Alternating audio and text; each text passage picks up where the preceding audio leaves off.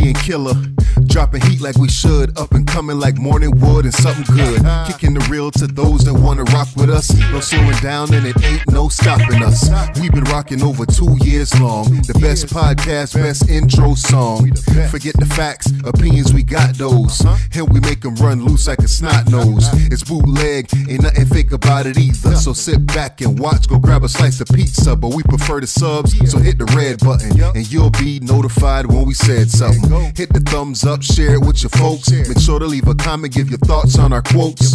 This ain't for the Ralph Tresvant crowd. You offended, wanna exit? Then you can now. It's Bootleg Cable Podcast. It's Bootleg Cable Podcast. It's All right. This is episode number 111. I go by the name of Cable Pete Double. Podcast. We got a motherfucking guest in the building. Also, you know, Homeboy Killer. Oh, afterthought me ass face.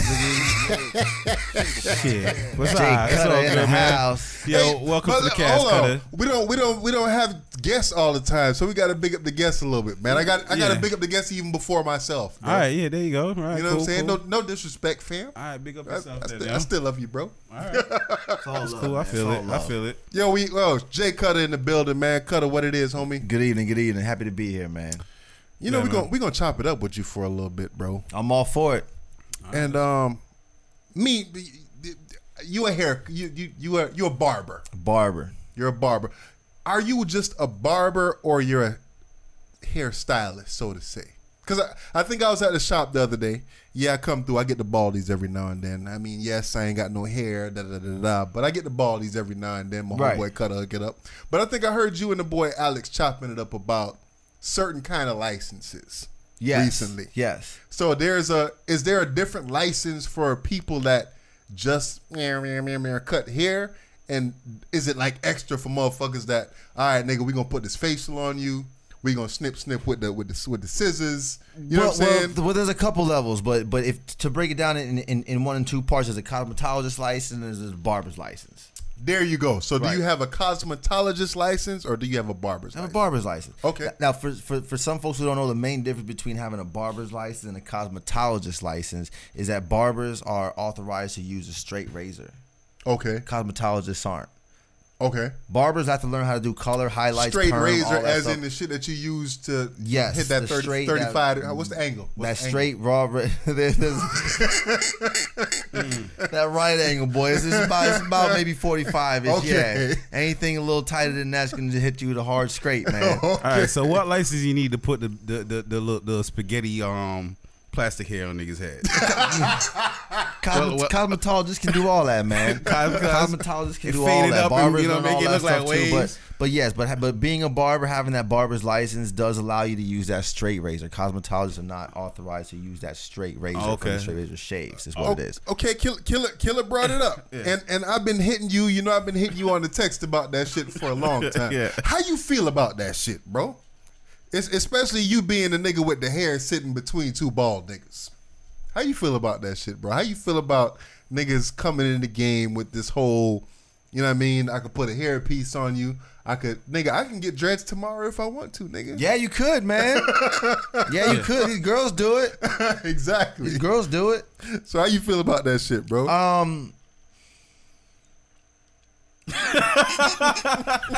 Yo, all right, come to the shop. Be real. Listen, I'll be honest with you. And hold on, shout out your shop first. Bro. No, real talk. Unique Cuts Barbershop out there in Margate, Okay. Florida, 441 and Atlantic Boulevard, right across from Pollo Tropical, the Walmart. It's Margate's #1 barbershop, so come by and check us out. Unique Cuts. Definitely. The man weave. Yeah.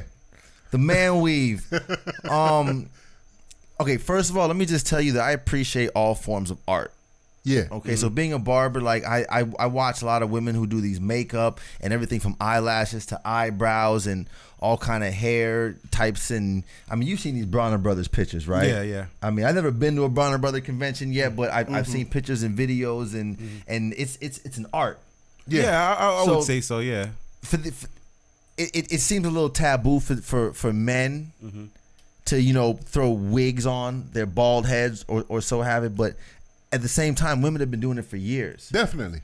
But it's just more common for women because that's just a thing women do. You got those handful of guys who's like, oh, I don't like chicks who wear wigs and weaves and whatever, man. Whatever. Yeah. But it's okay. Women will go home, pull that off. Okay, cool. That's it. Put your braids on today, baby. Put the blonde on today. What you got going on today? Like, you know, it's you know, a lot of guys like that. I can dig it. I can dig it. But I don't know how a woman would really feel about a man going home at the end of the night and pulling his waves off. But that ain't necessarily the case, though. But that is the goddamn case. It is the case. It is because it's not. It is and it ain't because the shit lasts for weeks. Right. So it's not like, yo, I'm gonna go and I'm gonna spend $200 with Cutter to hook this shit up. Right. Now don't get and the then I'm wrong gonna impression. take it off at the end of the night. I'm gonna take it off at 3 weeks later. 3 weeks later, but not tonight though. Right. Yeah, but I'm saying though, like women, there's women out there that you know they can't afford the different looks. They go in the closet and come out a different person. You know what I'm saying? So like, why can't that be applicable to men? Like, you know what I mean? If I could afford you're all absolutely that, right. You're absolutely right. Why can't I just do that? And as you and me, how we're talking about it before, Pops, it is something that I'm going to be looking into. Just do a little more research, get some more information on it. And because it's quite the technique. And it's impressive. It is. It's impressive. Yeah, It's not like an old school toupee style. It's not like, you know, I mean, well, a lot of these women have some mean lace fronts. Yeah. So I mean, you've seen videos on Instagram. These guys are doing everything from bald heads to put on locks, and they get faux hawks and curls and waves and afros, and there's a lot you can do to it. Yeah. Exactly. I ain't gonna lie. They do it. They present it pretty dope. I see people They really clowning do. it, and people be like, "Yo, what the fuck?" But I'm like, "Yo, that's a transformation." And I just saw that. So, you know what I mean? I agree. Like, if you can afford to do that, go ahead and do that. What I just need to know about that is does it actually last 3 weeks? Because I can't believe. Absolutely, man. These women can get weaves and braids and sew-ins and faux locks and do all that kind of stuff. And you know, as long as you start off with a good, fresh, you know, clean scalp, but unless you're running a marathon every single day, these women can keep their hairstyles in for weeks at a time. Sometimes even over a month. Oh, okay. You know, as long as you sleep in it right, there's a technique to it. Okay, yeah. You don't just spend all that money to get your hair done, and then just go. Nah, it don't work. They will sleep on the couch. Bruh start going to sleep with their hair wrap. Yeah, no. But listen, but back to the tie this shit up every night before you go to sleep. Wake up with his bonnet on and using your girl shit. But back to the man weave, you know, unisex we'll call it. I'm not knocking it. I'm not against it. I think it's just something that society needs to get a little more acquainted to. Yeah, got you. You know, everybody wants to look good. Definitely, everybody wants to look good. These women are doing all kind of great things, and that's a whole nother story of what these women are doing to their bodies, and it's. But you know, between the man weaves and the Beijing and stuff, we want to look good. So I think there's a right and a wrong way to do it. Got you. Yeah. So I think as long as you have a good stylist, some good taste, and fuck all that shit. When you getting in the game, bro? Because like I said, I'm all about my homies getting as much money as they can or whatever. So when you gonna jump in the fucking game, bro? This year. You gonna fly this out year. and get one of the that's seminars my word. and all kind of 2019, we gonna hit a seminar with a man weave. You gonna have your boy Pops coming through with some mean waves everybody can surf on. Oh, okay. Yeah. You understand me? Use us as examples. We surfing. I would advertise for you because y'all see the shit that's going on right now. Hey, if I could come back, you know what I'm saying? Hey, I don't mind being a guinea pig, bro. You know what I'm saying? But no, all jokes aside, I do it for shits and giggles, bro. All jokes aside, I think once I get a little more informed about it and learn the technique and do a little research, take a couple classes and get into it. Alex and I were talking about it as well. Yeah. I think if we actually do get to it and do it, it might not be shits and giggles. I might be seeing this guy in the shop every 3 weeks or so. Hey, listen, me, bro. I feel like you should go ahead and do that. I'm good with the baldy, bro. You sure? I 100%. I'm good with the baldy. Yeah, but when it looks good positive. on you, I'm good with the baldy. But like I said, I do it. I'm not gonna front. Yeah, right. I do it. Try it out. But I try it out. But you know what I'm saying? I'm good with the baldy though. It could be a real game changer, man. It could be. Hey, listen. Until y'all figure out how to do all that, I'm glad you're down to try it out. Yo, until y'all down to do all that, man, I'm dope with the Sharpie game. So if y'all niggas, you know what I mean, come through. Killer gonna try to dope with the Sharpie. Dope with the Sharpie, man. You know what I'm saying? Tattoo that bitch on you. Bro. That'll work. All right, so this month obviously it's the so-called holiday. It's Valentine's Day. Nah, Black History Month. First off, we ain't shot that out last week. We didn't shout that out, man. So yo, I mean, y'all got any Black history facts? heroes that's not, you know what I'm saying, as well known. You know what I'm saying? No. Who are some black heroes in your life, or who played a good role in your life? It's My black hero is my mother. Okay. okay. I know we're trying to go historic and stuff like that. Nah, My black hero is gonna be my mother, because real quick, as we get older, it's like every day that passes, there's always something that'll remind you. That's like, man, you know, that's what my mom and my dad were talking about. Yeah. And I'm not mentioning only my mother, because not like my father wasn't there. I had a father too. Yeah. But I say my mother because my mother was the backbone for me and my sisters. Okay. So, in a nutshell, my hero for Black History Month would be my very own mother. Love you, Mom. I gotta say this to you though, Killer. Cut it. You got some fly sisters, bro. Thanks, man. I'm blessed. They were good. I'm pretty sure you've heard that before. I have. I'm blessed. Young And we girl. all look alike, man. If you ever see me, my two boys don't quite look alike, but me and my sisters all look alike. If I put on a wig, Yeah. like I look just like all three of them. It's crazy. I disagree, but Yeah, I'm he just- just I'm said just- you have fly sisters. I'm just- and I'm I just- pictured you in a wig. And I'm like, they can't be that fly. they don't look like you with a hat on, bro. Nah. I'm just saying though. You Well, got thank some you very fly much, sisters, man. though. My sisters But you are know, beautiful, man. I'm blessed. I'm blessed. At the same time, though, I've met all of them. All of them are really nice young I have women. good sisters. I you didn't do. have to You be do. that big bad brother to You just do. you You know do. who's this, who's that. Why you go like nah? My sisters were good. So Yeah, I don't I'm mean that blessed. to be disrespectful, nothing like No, that. it's all you know what I'm good. saying? But yeah, you I could got- have you got ugly cool- sisters, man. True. You could have, but you don't. And y'all could have been riding on me, man. I'd have been mad. You don't. Fighting niggas left and right because y'all want to call my sisters ugly. Nah, Killer, I'm blessed. since you brought it up, who's your black history heroes, bro? Let me look this dude up, man. This is dude named Dutty Buckman. Dutty Buckman. Dutty Buckman. Wayne Dutty Buckman, you know what I mean? He was a slave back in Jamaica. Okay. But he was one of the rebels that once they realized they couldn't control him, they shipped him off to Haiti, and he Okay. ended up starting a revolution over there that contributed to the Haitian success today. So 1807? yeah, Dutty Okay. Buckman. Okay. Get him. Yeah, Oh, man. got him. So, yeah, man, you Mr. Miyagi on that bad Hey, boy. man, shout out to Dutty Buckman. Yeah, man. So Dutty do your research, Buckman. man. Is somebody that's not well known, but did some things for our history. Interesting. All right. I mean, I only got right now, dude. I only got fake Black history facts, and one of them is what was that one meme that's been going around for years? The boy named Mashmout. He said the first nigga to open a can with his teeth. I would call him Mashmout. Y'all see the fucking meme out there, Oh man. man. But you know what, man, and to be honest with you, Killer, I've been meaning to get up on my Black history facts. Yeah. And try to spit a couple, because last year we did that. I wasn't. You gotta we refresh wasn't- ourselves, man. We wasn't. Yeah. We We wasn't learned a lot in consistent school, with but it. yeah. We wasn't consistent with it like how we should have been or whatever. But definitely, man. We And need now's to, the time. Yeah, because you know what I mean. If you look at it like in especially in the American tradition where they teach you in school and shit, it's always some niggas try some shit. He did some shit good, but then we killed his ass. And Pretty much. I don't like that narrative. You know what I'm saying? I like, you know what I'm saying. Let's do more research, find out who the rebels were. Find out who some, you know what I'm saying, some fighters are. Not saying the people that died, you know what I'm saying, for a good cause for us is any less of a person or anything like that. But Yeah. you know what I'm saying, they, you know what I mean, like Nat Turner. I didn't, you know what I'm saying, know that story. You know what I'm saying? That was taught about that in school. Yeah. You know what I'm saying? Yeah. So like, yo, do y'all research? It was like one sentence. Yeah, yeah, right, exactly. It was So, there, but you know yeah. what I mean. Got you, man. Let's do more to find out, man. So yeah, man.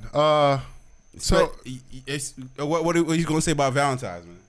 I was Valentine's Day, man. You know, me and you out. My Valentine's Day got smashed. Me and you out the Wow, game, what's wrong Killer. with Me and you out the game, Oh, Killer. you a single dude? I'm single. So I'm happy to have a single motherfucker on here for Valentine's Day, bro. That's okay, Oh, man. shit. My Valentine's Day still got smashed, man. I think my ex asked me early last week. She's like, hey, can we swap Wednesday for Thursday? I have the kids on Wednesday usually. So I'm like, yeah. Like I was telling you earlier, I'm just like, Yeah. yeah, whenever you want with your kids, yeah, I'll watch the kids. So whenever, whatever. How Yeah. long, wherever you're going on vacation, that's fine. But Wednesday for Thursday, yeah, no problem, cool. So I look at the calendar and I was like, oh, it's Valentine's Day. Well, good for you. I mean, I ain't had no plans. He didn't realize. But you helping her get some booty right now. Hey, man. I mean, I don't make you feel no type of way. Nah, man. Nah, not the least bit. I'm hanging out with my kids, man. Justifying my kids it. be my Valentine's. You can't argue with the kids, right? That's fine. Can't argue against them either. That's cool, man. So hold on. So as a dude who has, you're a part of the new wave of dating, right? What's the new wave? Hold on. Let's swipe left. We gonna we gonna discuss that. So you know what I'm saying? We all in the same age bracket, right? And you've been a part of the so-called old wave of dating, where you go to the mall, you see something you like, and you approach it. You know what I'm saying? And you throw the dice. You know what I'm saying? Right, Not saying that you was the kind of dude to do that. Okay. But I'm just saying you came up in the era where it's a little bit of both. Where that was it. That's old school still. You got to spit your game. You know, you got to check and right. Yeah. How you feel about new age dating versus back in the days when we used to like talk to like cold. What they call it? What they call it when you like when cold call? There you go. Hey, Shawty, what your name is? Yeah, yeah. So what do you call new age dating? New age dating as in like social media swiping and dropping in DMs and stuff like that. Yes. It's convenient. Uh-huh. If I could call it one thing, I would call it convenient. Okay. Yeah. Now, to the younger generation, not even a whole generation, but for anybody who's at least 10 years younger than us, where it's a little bit different, that's what they know. They came into cell phones is popping. They don't, what's a beeper? Right. You get what I'm saying? So they came into that, so that's fine. But when the dating apps came out and the swiping and left and right and social media and dropping in DMs and so on and so forth, excuse me, it was always a little weird to be like, oh, you know, how'd you meet? I met him online. Yeah. Like what? Like you didn't even really meet him in person. You just double tapping and chit chatting. Where'd you meet Daddy? Right. It was a thing that nobody wanted to really say. Right. Because it seemed a little weird because it was new. Yeah. Right. Kind of like getting a man weave. Yeah. Right. Listen, somebody got to be brave, man. Somebody got to be brave. But now it's a little bit different. Jump out the window. Now there's so many different apps and so many different platforms and stuff like that. I think it's really all about convenience. Got you. Okay. Because now when you get to go online, cut it. That sounds like a generalized. I'm asking. But listen, he's asking about your personal experience. My personal experience, yeah, man, there's a lot of fish.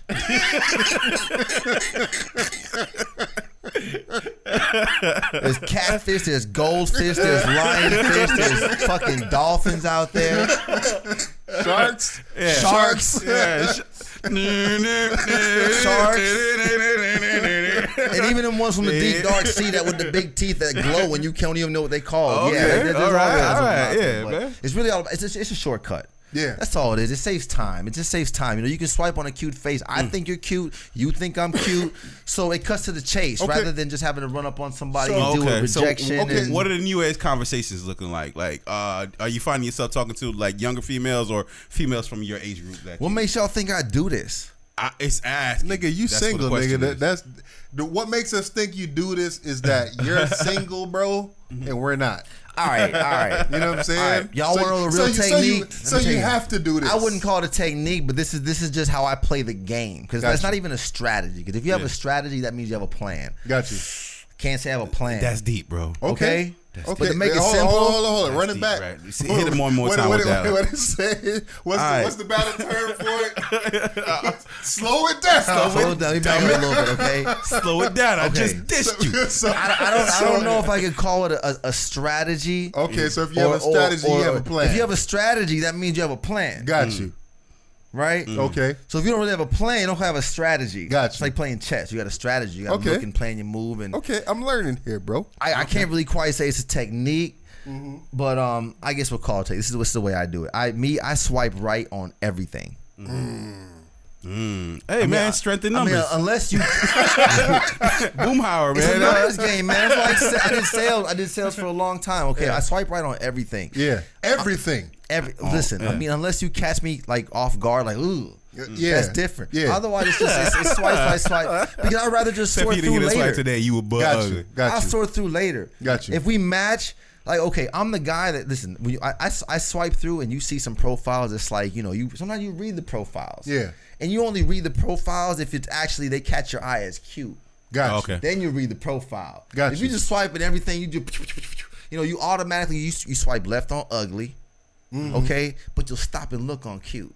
So when you stop and look on cute, sometimes you read the profile, you get a little breakdown, and you see what these women have to say, and it's interesting. Okay. It's interesting. Okay. So, I mean, when you speak to what I was trying to get at is like the age gap, right?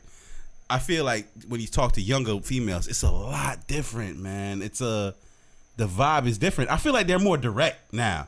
You gotta cut to the chase sometimes, man. Yeah. I feel like they just, because when it comes to these dating apps, I feel like if you swiped right and you match, that means I thought you were cute and you thought I was cute in any sense. yeah. So now it's cut to the chase. Okay, cool. Okay, so it's eliminate the little. A lot of things are eliminated. Yeah, So when you say you swipe right on pretty much everything, right? Is Not everything, yeah. but But is that giving you the advantage? Because if we think about it, right, all of these dating apps, they give the women an advantage, right? So is that giving you the advantage to pick and choose? If you say, you know what, I wasn't even really fucking with you like that, but you fucking with me. For me, swiping right on everything, I mean, it might not be fair, it might not be right, because a lot of these women are going to swipe and you get a match, and then it's like, you'll see on some profiles, oh, don't swipe right if you're not going to speak. That's me. I'm sorry. If we swipe right and you not what I was looking for, I was just swiping anyway. I'm sorry. I'm not going to speak. That's me. You'll see that on there. Okay. And then you'll always see no hookups. No hookups, not looking for a sex buddy because I can do that on my own and blah, blah, blah. That's the ones you got to hook up with, because Not those are the ones that always. hooked up. That's the ones that hooked up. I told y'all, I don't know what makes you think I do this. I'm not saying. Listen, I just be swiping. okay, I'm not indicting you on any of this, right? We just speaking. Yeah, definitely, man. But again, it's definitely a shortcut to convenience. All my friends is married, bro. Because listen, when you swiping right, it eliminates the do you think I'm cute or do I think I'm cute? We match. Okay, cool. I don't gotta ask you where you live because it says it. Got you. Okay, so You understand what I'm that saying? eliminates that whole social, the social Right. signals that you we knock out a few used things. to have Boom, to pick boom, up boom. on. Oh, Yes, is it long exactly. long You're not eye waiting, contact? You're not waiting for a hair flip, or Yeah, you're not yeah. waiting for eye contact. So Yeah, it is a yeah. bit of a shortcut. Oh, okay, Gotcha. Right. okay. Nigga So it's hitting a us cheat with- code. The cheat codes. It's a cheat code. But then sometimes Kinda hitting too, us with the cheat codes. you get the handful of women. I mean, women are so different, man. You get the handful of women who, or even guys out there sometimes too, I'm sure, who are with the dating app that women experience. Yeah. But the ones who don't want to be out in public because they're more introverted a little bit. So you get those ones who it's an awkward text in between, and just it's. It's a convenience. You cut to the chase. You realize just through a couple text messages, I thought you were cute, but even through a text message, I can't vibe with you. So I'm not gonna waste the time of even trying to meet you. Gotcha. So let me ask you a question. Well, it's not probably a good question to ask a bunch of dudes, but do you believe that we, as men, we belong in monogamous relationships? You're supposed to be, man. Yeah, supposed to be. What's supposed to be? You said supposed to be. Supposed to Who be. said what's supposed to be? Right. Okay. How do you feel within you? Is what I'm asking. Somebody spoke about groceries and supposed to be. Listen, right. Just, you know what I mean?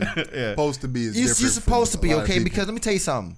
Okay, who you need to ask is the women, because the most women don't want to deal with a man that they got to share. At the end of the day, Okay. As men, I disagree. I disagree. I got a homegirl, and I actually spoke to her today, and she's fine with sharing a man. because that's what works for her. Yes. I didn't say all women. I said most women. There's the hand select few who are down with not having to be attached. They don't necessarily want to commit like most men don't want to commit. Yeah. They're okay with that. Yeah. That's a handful. Yeah. That's not the high percentage. Gotcha. Most women want to commit. They want to get married. They want the whole 9 yards. They want to have kids and a family and live happily ever after. Yeah. That's a real thing. Okay. I fucked up the question. Sorry. What was the question again? You run Killer? it back. Do you believe as a man as men we belong in monogamous relationships? I think you said everybody. yeah. I think everybody lives in a monogamous relationship, man. Mm-hmm. I think that a man is supposed to, at some point in his life, find a woman that he chooses. This supposed to is keep coming up, man. You know why it's supposed to? Because when you're talking about stuff like this, you can't speak for everybody. Okay. Everything is Some not- people, you everything can is not ask somebody definite. and say, "Oh no, men are supposed to just be out there like wild animals running and knocking back everything they can left and right. But and I feel like when people folks. say it's supposed to, it sets a tone that there's a rule. Because you know So what, who writes these a lot rules of us grew up reading some sort of a rule book, whether it be the Bible or you listen to what your parents taught you. So again, everybody's different. Okay, me personally, I believe yes. At some point in your that's life, the answer I want. Me personally, yes. Yes, that's the answer I want. That's the answer I want. Pick a woman, do right by her, make a family, live happily ever after. That's it. You got but I respect that. I respect that. I agree. Right. I agree. That's how I think it should be. And I guess I'm asking this questions because I ain't never really been in a situation like that before, bro. And I'm not saying that you're in this situation. Haven't you, Job? Like, haven't you? Yeah, kind of. Yeah, but not really. Y'all niggas be dancing, bro. Not 100%. Yeah. So you've been single for longer than I have been single, right? Me? And, yeah. Yeah. So do you get to the point, like I said, we all in the same age range, right? Do you get to the point where I'm tired of knocking back all of these out here, bro? Who said I do that? I'm not saying you do. Listen, I might be tired of sitting at home and just fucking bam, bam, bam, beating meat every night, dog. I agree. I hear what you're saying. I agree. Okay. Again, I'm not speaking. You put a lot of. I'm not speaking. What you mean is. I'm just saying. At some point, Jason, don't you feel like you might want to settle down again at some point? Have you had your share? Would you say that? Yo, would you say I've had my share? Would you say I have my share? He can't answer that either, bro. No. Have I had my share? Like, have I had enough? Yeah, my share. Like, that means like somebody telling me, have you had enough of your favorite food in life?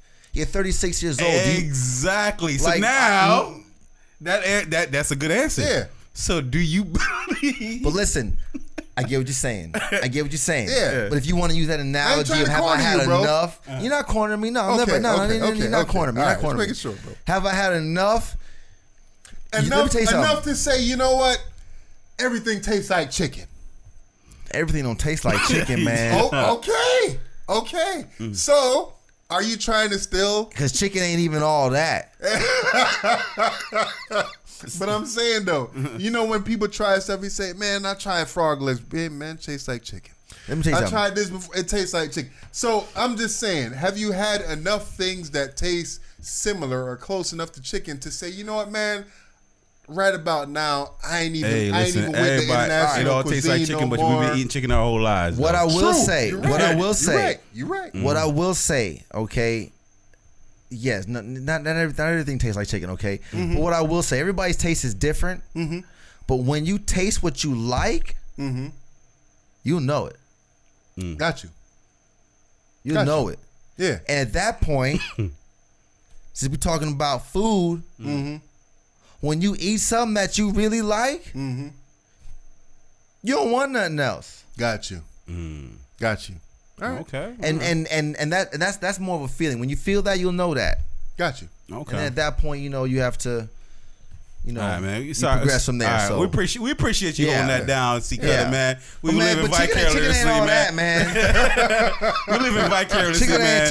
Chicken ain't all that, man. We've been having fucking a lot of fruits, a lot of beautiful vegetables out there, niggas man. been even having frozen dinners, my nigga. So sorry, man. chicken. I pass on them chickens, man. All right, that's what's up, man. All right, so let's jump off into some into some of today's topics, right? Shout out to Cardi B one time. Okay, let's start off with Cardi B. She over there setting records. What is she, the first female? I don't know about first, but I know she's I believe she's the eighth female rapper to win a Grammy. Not a lot of female rappers that win Grammys. Album of the year though. Was it album of the year? Did I don't know if it was album of the year or artist of the year. Album of the year? No, she won rap album of the year. That's what Cardi B won. Yes. So is she the first female to win rap album of the year? Yeah, I believe so. Yeah. Okay, so Lauryn Hill was it considered rap album? Was this contemporary or some bullshit like that? Yeah. So. I'm not too sure. Yeah. But I know I saw a post that had Nicki Minaj didn't win one, so definitely that Cardi B has to be the first female. Well, whatever the Grammy was awarded for, whether it be for female rapper or artist or album of the year or whatever the case may be, Cardi B was 8th on the list, and I saw Missy up there, I saw TLC up there, I saw Queen Latifah up there, I saw Salt and Pepper was like first on the list, I think. Okay. There's a couple artists out there. Why do people love Cardi B so much? Why not? I'm asking. She's great, man. This girl came from. This girl came from what? Hanging out. She's from the Bronx, right? I think Cardi B has a relatable personality. She has a lot of flaws. You know why? And she got a lot going right. Everybody got flaws, man. Too. Everybody got flaws. I think people recognize with her flaws more than they do with whatever it is that she got going right. I think it's more about the fact that here is a perfect example of somebody being themselves. Yeah. And coming up from it. Okay. You don't have to be fake. You don't have to be phony. You don't have to try and do this and conform to society and do this. This girl is who she is, and she's been the realest from day one. Okay. I don't even know like her. I don't watch. Was it Love and Hip Hop she used to be on? Yeah. Is that what it was? Yeah. I don't know. I was turned off by her. I know her teeth used to look different. I know she used to knock bitches out, and I know she's from the Bronx. Yeah. And I know she used to dance. Yeah. But from where I think she's been and to where she is now is you got to give her props. She's amazing. She has been 100% real and true from what I see herself all the way now. In 2018 was an amazing year for her. They gave her shit about getting booed up with Offset and then having a baby at the beginning of her career. Hold on. So she worked hard, man. She worked hard. She made an Instagram post recently, and in the post she was saying that last year a lot of people saying that she had got snubbed because she didn't win a Grammy for Bodak Yellow. This year she's winning the album. She's winning a Grammy for Best Rap Album of the Year, Best Rap Album, and people is giving her flack for it. So she was against Swimming, Mac Miller, Victory Lap, Nipsey Hussle, Daytona, Pusha T, and Astroworld, Travis Scott. That was the category for Best Rap Album. Right. Okay. Out of those albums that we named, should she have gotten? Absolutely. Yeah. Absolutely. I agree. 1,000%. Why, Killer? If you look at the Cardi B makes hits. Exactly. The entertainment value. Cardi B makes hits. Bodak Yellow was my opinion, it was because I remember when I had a barber in the shop who came in and he was like, yo, y'all gotta check this out. Cardi B got a video and he went on YouTube and put on Bodak Yellow and I was just like really? Yeah. All right. Yeah. I had heard of Cardi B. I didn't whatever. But after that, man, I started looking at her a little bit more. She's made nothing but hits. She's made records with some of the biggest artists. She's been features on other artists' albums. She's had some of the top features on her records, and no, she's killing it. What you think? Okay, so as far as rap album, because where I'm saying amongst her peers there that she was grouped with, I say yes because that album had the most singles. It had the most replayable value for the masses. Gotcha. So I would have definitely agree that she should have won amongst those. Gotcha. But I feel like Travis Scott, Pusha T, Nipsey Hussle, right? Yeah, she had at least 7 songs that became singles. Yeah, off of that album alone. You know what I mean? And then there's songs down there that could also become singles. So for that reason, I say yes. But I just feel like with the Grammys or just I think even within the hip hop community, we haven't established a guideline as to what a dope rap album is. That's where I'm going with this, right? So, out of this best rap album category, I've heard 4 albums out of the 5. I haven't heard Mac Miller. I've never really been a fan of Mac Miller. I never listened to his music like that or whatever. I've heard Victory Lap. I've heard Daytona. I've heard Astroworld. I've heard Invasion of Privacy. Okay. Now, y'all know, but based on last conversation or whatever, my choice out of all these albums would be Victory Lap, Nipsey Hussle. Right? Yeah. And that's not to say that Cardi B did not deserve her album of the year Grammy, because I know they have to factor in sales. They have to factor in impact, X, Y, and Z, da-da-da-da-da. So she's very deserving of the album of the year. She's very, very deserving in my opinion. Just that I personally would not have chose this album out of the albums listed because I liked Nipsey Hussle over every other album listed here. What's this album called? Victory Lap. Victory Lap. Dope was album. good? Dope. Very good. Dope album. Very good. I feel like it was the album of the year, period. Regardless and I feel like J-Rock's album was the album of the year. I gotta check them out, man. Okay. But going back to the thing with Cardi, you know what I'm saying? I kind of want to stay on that for a little bit. You don't like Cardi that much, do you? I like Cardi. What is it? What is? Just say it, bro. I hear it in your voice. Yeah, you like Cardi, I thank you for pointing it out. That's okay. Because you like Cardi, but she's not writing her bars, man. And that goes back to the, you see what I'm saying? The core, supposedly the core of hip hop. So she's a science experiment, as far as I'm concerned. Right, a successful science experiment. Every science experiment is successful. No, bro, did you take science class? What you mean every science? That's what an experiment is. It's a test. Yeah, but what I'm saying, okay, let's take experiment. Is this shit gonna work or not? Cardi B worked. Let's take the experiment out there and say she's science. Meaning, just like if you're cooking food and you know what the recipes are, a teaspoon of this, a teaspoon of that, a little bit of this, sprinkle with that, you're gonna have curry chicken. My nigga, that's what it is. Okay, I feel cool. So let me ask you this now. She can't lose. Okay, cool. So let's run with that. Okay, here's a recipe. Okay, here's a recipe. You got somebody who can cook and somebody who fucking can't. Right. So here's the bars. Here's the lyrics. You got somebody who can spit it and deliver it. Or you got somebody who can't. I give her that, but is it her though? It's not her. Whose recipe is it? She's not the one. Listen, I know you're a real hip hop head, Mark. I can't get into some hip hop conversations with you because when it comes to naming albums and who dropped what this year and what. Okay, no. But if you're gonna, I like to talk to somebody from the Cardi High. If you're gonna go, I like Cardi B. She grew on me. What's the Cardi High start? So I'm a defender. What they called? Because she's doing it, man. She's doing it, man, for us. So listen. If you want to go recipe to cook to ghostwriter to artist and rapper and performer, if it don't matter who's ghostwriting it, if it's good bars or even a songwriter, right? If you're writing a good song or you're writing good bars and you got somebody who can perform it, sing it, deliver it, rap it, spit it, whatever in a nice way, and get a fucking Grammy, run with it. She could learn to rap. I'm sure she has some kind of input. She can rap whatever. She can rap better than I can. That's fine. So I can't be a hater on that. She ain't on no Milli Vanilli shit. Yeah, she's that's different. That's different. She ain't faking the funk. I love her personality. I love you know what I'm saying. She's genuinely herself. Right. I do love that. But what I'm saying is I feel like that's also being exploited to a certain extent. How? What's being exploited? But I think every rapper out there had some bars written for them, or somebody who came and listened to their shit and said, "Hey man, you know what I think might sound better," and they said, "You know what, that actually does sound better." That's different.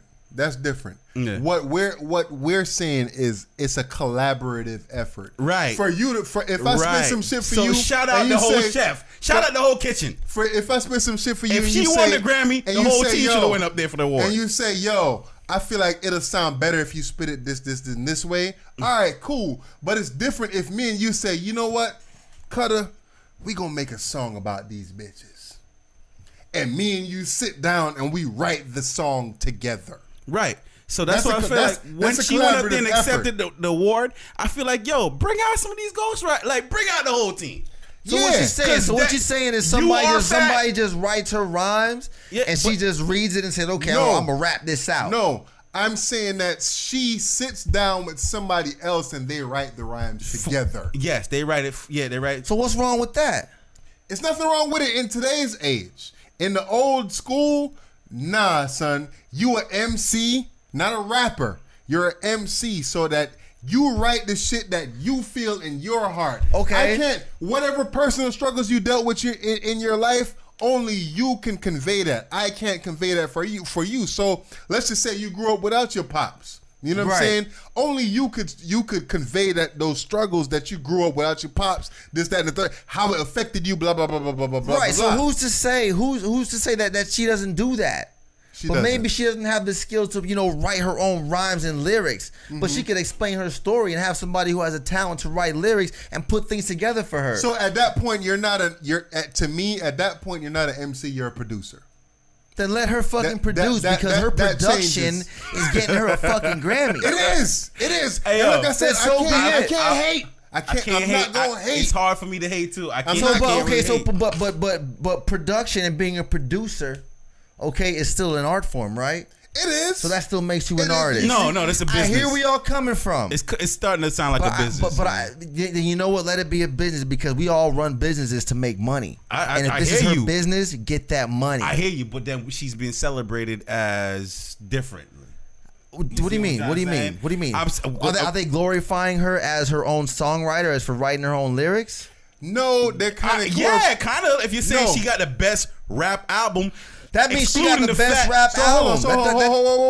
So let me. They didn't give the Grammy to that sense. In that sense, let me kind of speak for her here.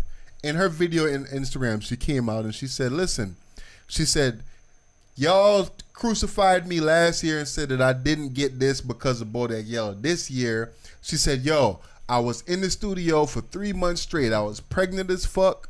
People was saying that you shouldn't have got pregnant at the beginning of your career. It's not gonna work out. This, that, and the third. I spent 3, 4 days, 5 days straight in the studio working on shit, whether it was her pen or a collaborative pen or not. I spent days upon days and months in the studio. Let's keep it factual. But I'm saying, she's saying that she put the work in the studio, weeks upon weeks, months upon months to create this album. And her album is successful. Like you just said, she got hits. She on top of this, she's on top of that, blah, blah, blah, blah, blah, blah, blah. It's not like, okay, yeah, somebody else just wrote this shit and she just sat back and collected a fucking check. She was involved in the entire process. Whether she wrote 100 bars or whether she wrote 50% of the bars. You know what I'm saying? There's a lot of studio time, a lot of work that gets put in. Yeah. So how do we feel about that specifically, about her saying that, yo, I was in the studio from this time to that time, and I put in the work and this, that, and the third, and then now y'all criticizing me saying that I don't deserve it for X, Y, and Z. Let me tell you something. How else is it going to get done? I don't know. How else is it going to get done? Somebody writes her rhyme, that's fine. If that's the case, so be it. I don't know. But whatever she delivers, yeah, it's grade A. I agree. It's grade A. Grade A. A1 steak sauce. It's grade A. Yeah. I mean, you might not like. You might not. Man, listen, you might not like. Yeah. Some people don't like. Cardi B's ratchet. She's a stripper. She this is whatever. That's who she is. So you either love her or you hate her. Yeah. But what she's doing right now is working for her. Definitely. Right. Yeah. Definitely. It's working for her. And again, it's a perfect example of how being yourself can actually work for you, man. That's what I respect the most. Yeah, that's what I respect the most about her grind is that, like, no matter, I think we all kind of wish we had that that level of, you know what I'm saying, where, look, I don't want that, without having that self-consciousness about how I speak or how I might come off. I wasn't born in this country. I don't know all the dialects. I don't, you know what I'm saying? Sometimes I hesitate on how I speak. Yeah. That comfortability to say, you speak intelligent. Y'all didn't see the footages. Intelligent. And, yo, I'm definitely like, yo, I fucked up, but you know what I was trying to say though. Yeah. Got you. We don't all get that, you know what I'm saying, or afforded that. And I think somehow she used that all to her benefit, bro. It's like, I fucked up, but you know what I was trying to say though. Yeah, you know what definitely. I'm saying? She's great, man. I'm proud of her. I really am. I'm proud of her, man. She's doing this for us, man. I'm proud of that. So all right, so now that I'm done hating a little bit, how do we feel about Nicki Minaj? How do we think Nicki Minaj feels right now? Nicki Minaj is still a queen, man. She shouldn't feel no kind of way, man. She shouldn't feel no kind of way, man. She should be bigging Cardi B up, man. I'm gonna take the Drake route here. And I'm gonna say, if you have the audience, if you have the people coming to your shows, you already won. You don't need a Grammy to validate whatever it is that you've done as an artist. Okay. I like Nicki too, man. So Nicki been around for a minute, man. Yeah. But did Nicki win a Grammy before though? No, she didn't. Nicki never won a Grammy, man. She got nominations, but she never won one. Nicki never won a fucking Grammy. That's what I'm trying to tell you. Let me tell you something, man. A lot. There's a lot of us out there that haven't won Grammys, man, and haven't won any Oscars, man. That's a whole different story, man. So as a threesome or trio here, right? A trio. Do you hold the Grammys that high? Do you hold the Grammys that high, Killer? No, I don't. mean, so what? What's the highest award as far as a musical achievement? It seems to be the Grammy. The Grammys is. But do you personally hold it that high? Exactly. Does the Grammy sway you to say, yo, Cardi B's album was the best album of the year? Does the Grammy tell you that? Or can you disagree with that? I disagree because even this year they fucked around and put J-Rock tied with fucking Anderson .Paak, and I'm like, what the fuck? That was some bullshit. And then this song that they chose to me was some bullshit too.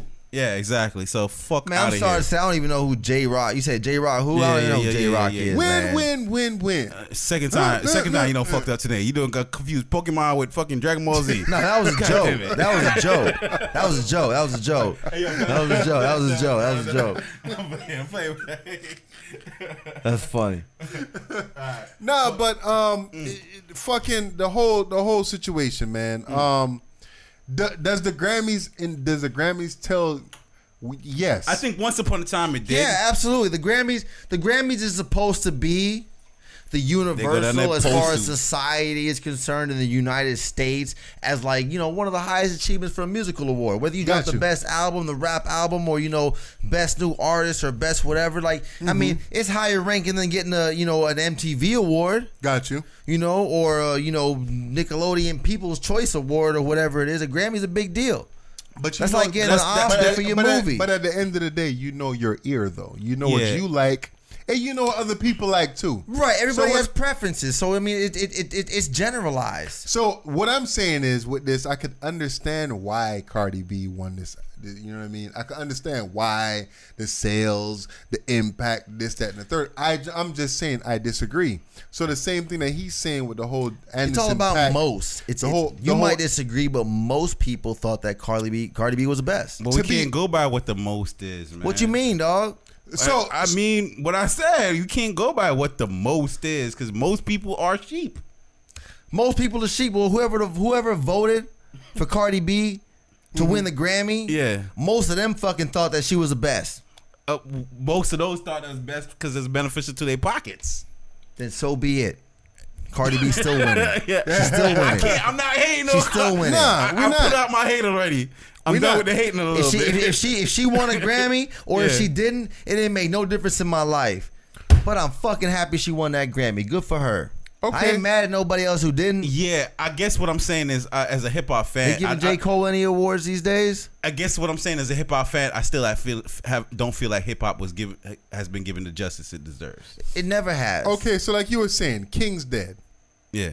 It's hard to say. Is that the best song on J Rock's album? Hell no. Hell no. That's the hardest verse ever for J Rock. Hell no. But I love that verse. J Rock. Hold on. Hey Siri, play J Rock. You gonna ask Siri to do that? Sure thing. Oh, she got you. Sure, she listen to me. Fuck is that? That ain't J Rock. Could be. You'll need to unlock your iPhone first. Well, whatever. I'm gonna check out J Rock later, folks. Yeah. What song is that? What song is that playing? What is it? What did it say? It's called Money Trees Deuce, featuring Lance Skillwalker. I think that's some old shit. Yeah. That's J Rock 90059. But as far as best rap performance, I don't understand this category. Best rap performance. Yeah. So that's they had like this what? song. They judge on the music video. I don't know. So this song, you know what song? You know what come to me when I hear this song? This J Rock song. What? Go ahead. La-di-da-di-da. No, yeah. Future had to stand out. Like, yeah, he had to stand out performance on that just because of that ignorance. Yeah, it don't come out to me like, yo, if you would have put Win, I could understand. Right. This song winning, even over Bubbling. Bubbling was a dope song too. I cancel Future. Yeah, I'm with you. A lot of people did. I'm with you with that. A lot of people cancel Future. Now he's Grammy award winning Future. Well, you know what? Good for him. That's all. I mean, I ain't mad at you. Good for you, but I'm not. Nah. We cancel it. Nah. So it worked with you when it worked for you when it say Grammy award winning Cardi B. Yeah. But it's a difference now when it say Grammy award winning Future. Well, because I like Cardi B. Cardi B's doing a thing, man. Cardi B's been keeping it real, man. But it's still Grammy award man, Future, winning. Just go be a good dad, Future. Just go be a good dad. That's all you got to do. I love Sierra. Yeah, you do. I love Sierra. You got hits, nigga. Yeah. That Molly Percocet bullshit, I don't even want my kids listening to it, but I be banging to it on my own time, man. But I can't listen to it no more. Just be a good dad, man. I cancel Future. So moving on. Best rap song, God's Plan, Drake. Fucking with that? Nah, I ain't fucking with that either. But listen, we gonna get to a little hip hop. That was a shit real hit, quick. Man. You just tired of hearing it. God's Plan. It's a hit. I 1000% agree with it. I agree with it. And it even made me shout out my niggas on Twitter. I was like, yo, I don't appreciate my friends enough.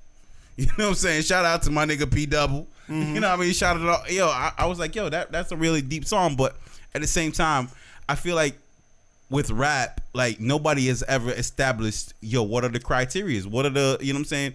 What are the categories that you have to hit to have a dope rap verse or a dope rap song? The criteria, You know what let's I'm hear saying? how many things are there? 5 or 10?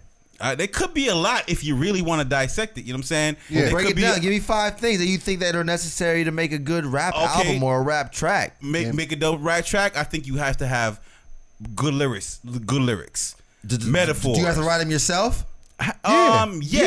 Yeah. Or if For it to be pure, right? yeah, Okay. or y'all could both be credited for it because you're Cardi B in her sense she's being credited for the delivery. You knew I was talking about Cardi B. Of course, she's being credited for delivery, but somebody had to really construct this. Yeah, They got a check. You know what I'm I'm sure. saying? They got a check. everything manifests. Donald in the Trump's mind. name's on the fucking building. Fuck Donald Trump, man. Yeah, fuck him, but he's on the name of the Trump Towers. But somebody else built Yeah, building. Yeah, You know who built Trump Towers? Some immigrants. Right. Probably. Shout out to all my them. Mexicans. Shout out to all my immigrants. Yeah, for real. Ain't no wall. Ain't fuck wall. What? Ain't no wall. Let's break down the walls in our souls, people. Ain't no wall. Because I feel like we have those walls. Pause. So yeah. So I mean, not to cut y'all off, but record of the year. This is America. This is America. That song was stolen, so I'm Don't mad let at me that, know. yo. What you mean that song was stolen? Somebody else fucking made that song. Who bro. did that? We forgot the artist, but we spoke about it on this Yeah, podcast. yeah. before. He made I- that It was song, it was literally like it was hijacked. Yeah. Wow. Yeah, Are it you was. serious? I'm Yes. serious. I'm And serious. you got a Grammy for it? Right. Yeah. So whoever that dude I'm gonna is, check that out. whoever Yeah. that dude is, I forgot his name is. He needs to get a part of that. Part Right, of that that's what Grammy. I'm trying to say. They should have yeah. brought that dude up on. Yes. Yes. Yes. Definitely. Like the the similarities whole between. vibe of the song was stolen, bro. Exactly. Damn. Yeah. I so- would have figured I would have seen a meme about that or something, Yeah. man. Yeah. American Pharaoh is the name of the original song. Okay. American Pharaoh. So he won for record of the year, Was it best song of the year? song of the year, record of the year, song of the year. I guess record of the year is the video portion. Hold on, wait, Song- real quick.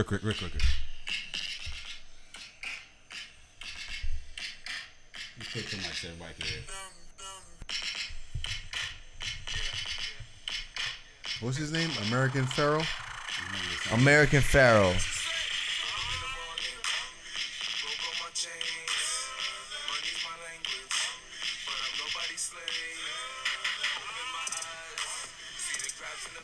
You starting to hear the similarities. Yep. This is America. Yep. Yeah. Wow. Yep.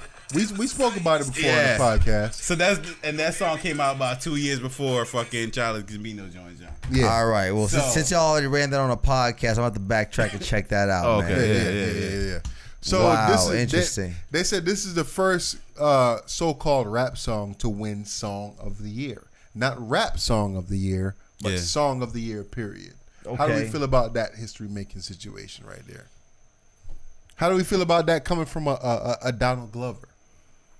Yo, oh man, Because I feel like in the past there's plenty of songs where we could have nominated, us being hip hop heads, we could have nominated like, yo, this song was the best song of the year regardless of genre or whatever. okay. It So was- the video caused the most controversy. Definitely. And prior to me knowing what, you know what I'm saying, that there was a song prior to that, so I gave the song its credit, the credit that I felt it was due at the time. Like, Yeah. you know what I'm saying, what the issues it was tackling and the way they went about it, I commend them for that. Yeah. And if I could recall something being as impactful, you know what I'm saying, between him and what's dude's name, Joyner Lucas. Okay. You know what I'm saying? Those two songs, you know what I'm saying, between This Is I'm Not America Racist. and I'm Not Racist, really struck the internet, you know what I'm saying, and came off real quick. So I would agree with giving that video or that whatever that energy was to Childish Gambino. I have to give him that energy, but you know what I'm saying, that it's back to the part of me that say, was this all authentic, and you know what I'm saying, was it deserved? Because you know what I'm saying, it was Got you. Wasn't definitely That's definitely a whole nother conversation. right. Who else we got? Best R&B performance, best part, her featuring Daniel Caesar. Yeah, best R&B song going to Boot Up. It could. That's the only fucking award they got right to me. I like LMA too, man. Yeah, man. The LMA won? Yeah. Okay, shout out Yeah, to she LMA. won for best R&B song. Boot Up, man. I like fuck her. LMA, man. Boot Up was that song. So Boot how Up do, is that how do we shit, feel? my nigga. How do we feel about I like the Boot best, Up and Trip, man. Her whole Best- album was good, man. best Yeah. urban contemporary album? Everything is Love. The Carters. And I fuck with Jacquez You. That shit is hard, nigga. That song it is. Best urban contemporary album. Everything is Love. The Carters, aka Jay-Z and Beyonce. Yo, that fuck those layups. I that love they keep- Beyonce, too. So you one of them? What you mean one of them, dog? What's one of them? You one of them hive niggas? One of them who? Them beehives? Nah, Cardi man, Beehive. I mean, Beyonce Beehive. The Navy ass nigga. You part of the Listen, Navy? man, listen, You part of the listen, Navy? listen, You part of the Navy? Listen, You part of- listen. You part of the Navy or not? Did you hear the Carters album though? I like Cardi B because I can do she's anything. 100. Okay, she 100. What Okay. about Beyonce? She Beyonce's 100. just fine, dog. Okay. Beyonce's Fuck with Beyonce. like Beyonce's that. fine. She got hits, Yo, man. why don't we speak- I I think mean, Kelly what Rowland is it does for you better to than say, do I Beyonce. fuck with Beyonce like that? Like, honestly, realistically, I feel like if I were to meet Beyonce in person, she probably too fucking bougie for me, dog. I'm True. like, nah, like, True. fall back. Yeah. Like just a little bit. So even in looks. So you trying to take her down? That's what you trying to say? Nah, she ain't as you fine can't, as a you persona. can't take that down. That's Beyonce. But what I'm trying to say I'll is sit though, right back here and look from what afar. I'm trying to say is though, you trying to say I could kill that, I could fuck that, but if I met that, she might. Nope, act- didn't she say might- that either. Yes, you did. Nope. So if you met that, she might act I for just you. think Beyonce is beautiful. That's it. I just think Beyonce is beautiful. That's it. All right, so yo, why is it that Beyonce? What's the dynamics between Beyonce and Rihanna, bro? Is there a problem? No. But if I had to pick Beyonce or Rihanna, Who you picking? I pick Rihanna. All right, that's what's up. Absolutely. Okay. Now, Rihanna, Dub, where you at with it? I'm talking about Riri. Rihanna. Riri, Is it definitely. Riri? Yes. But you know what? And I'm gonna be honest with you, man. I know this might not be a popular line of thinking or whatever. And I'm gonna sound like I'm hating a little bit, but I think Rihanna might got a little fish downstairs, bro. Think so? I just feel like Rihanna is. She got some cold. Is she gonna give you a cold sore? I feel like Rihanna is a beautiful woman. But You know what? I'm saying? But I just feel like it's probably a little fishy, bro. It's probably like you ever had one of them super bad ones. Where it's just kind of like, yo, like you could, you know what I mean? You could take a little bit. Is it because she was with Chris Brown? So you feel like I don't know what it is. You feel like Nah, it's man. I love Rihanna, dude. I you love feel like it's Rihanna. affected a little bit. Listen, I love Nah, Rihanna. man. Me and But Rihanna I can still just- hang out, I man. I just feel like maybe when she take a shower, she probably skip like 5 scrubs. Nah, you tripping, Yo, dog. 5 Let me tell you steps? something, man. 5 scrubs. Let me tell you something. Rihanna smell like You know what I'm saying? mangoes. Yeah, You I'm think pretty so? sure she smells Rihanna like smell like mangoes. mangoes. You think it's heavenly? And whatever Fenty Beauty smell like, she smell like mangoes and Fenty. Bumbleclads. That's it. When I think of Fenty, I think of shoes that Rihanna looks to me like she looks like she has a lot of fun. Yeah. Okay, Yeah, but I she agree. still ain't taking none of your shit either. She has a Cardi B energy without. Nah. She do, Cardi because- B get on my fucking nerves, man. Yeah, she do. I think Cardi B would just talk too damn much. Okay, so I when think she- Beyonce would just be just way too bougie. Like, my grapes that I'm giving you ain't sweet enough and perfect enough and juicy enough. Like, no matter what I do, polish these grapes, girl. Yeah. Rihanna seems like she'll smoke one with you. You feel me? Y'all can go ride some jet skis, hang out, eat some good food, chat a little shit, and then just So if you had to pick a queen, Rihanna. all right. Like I said, Dub, if you had to pick a queen, Rihanna. I mean, I got this. Killer, if you had to pick a queen, but you I pick feel, Rihanna. So, but I feel like I just have I like to, Gabrielle I feel like, Union, too. listen. I feel like I just have to tell her about herself a little bit, though. Rihanna. That's all. Yeah. That's all. I think Rihanna's all right. I feel like disrespect. I feel like she tell you about yourself right back though. She probably would. That's what's dope about her. She's Like, probably nigga, go wash your balls. Nigga, be like, Yeah. all right, you know, all right. You smell those? You smell those? I fucked with you. All right, cool. Wash your pum pum. She gonna be like, come here. Yo, I like this nigga this said extra, Rihanna extra got- Go on five, bed. extra 5 wash with your ass rack. Come on, That's try it. show. That's Sit on my face. I mean, we do that. You can't use a Jamaican accent when you talk about sit on Palmer Field. Hey, fuck that. Them niggas be fucking I love Rihanna. faking ass niggas. I love Rihanna. All right, so let's get off the whole Grammy situation. I know we ain't talk about Drake getting his mic cut off. You gonna talk about that shit? Nah.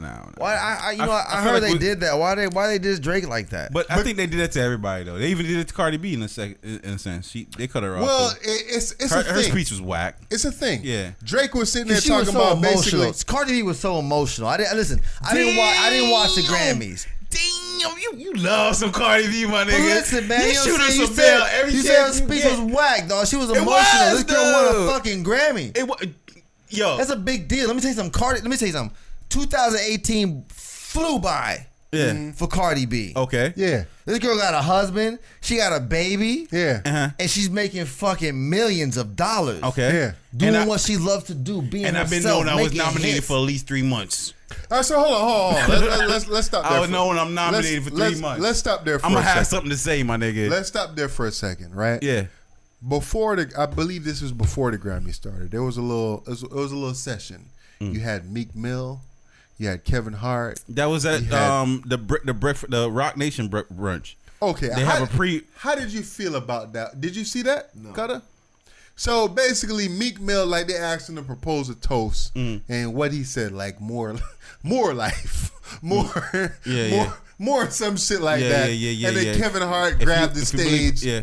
and he was just like, "Yo, if you in the company of all this motherfucking greatness and you ain't great, nigga, you ain't shit. Yeah. Nigga, we out here grinding, we out here making." That's what Kevin Hart said? Basically, Yeah. basically. So the wifey sent me that shit, bro. Okay, Right? yeah. And she was just like, "Oh, black excellence." Sent me that shit, and I was like, "Yo, like, yeah, I understand why you sent me that.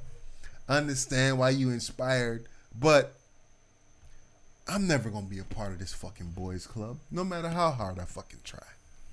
And that was the See, realest. you ain't a winner. You ain't a winner if you ain't try being here with these niggas. Exactly, but You that ain't was, being a winner. but that was the realest in me talking, right? Yeah, yeah. I'm talking like, yo, listen. Yeah, these motherfuckers is inspiring. Meek Mill came from shit. Kevin Hart came from shit. Diddy came from shit. Jay-Z came from shit. But now they formed this fucking elite group. Yeah.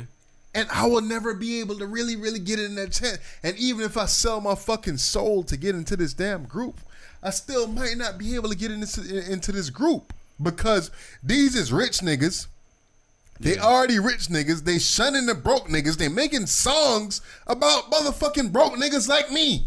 Yeah. So how can I now break into this fucking group when y'all already have the mentality that, yo, we rich niggas, y'all broke niggas, we in this group, y'all not, we exclusive, y'all not, this, that, and the third. So yes, it's inspiring to see young niggas come up. But once they reach a certain level, it's like, Yeah. yeah. They've reached that level where it's like, I'm texting her back and forth, and she getting frustrated like, yo, I'm trying to send you this shit to inspire you.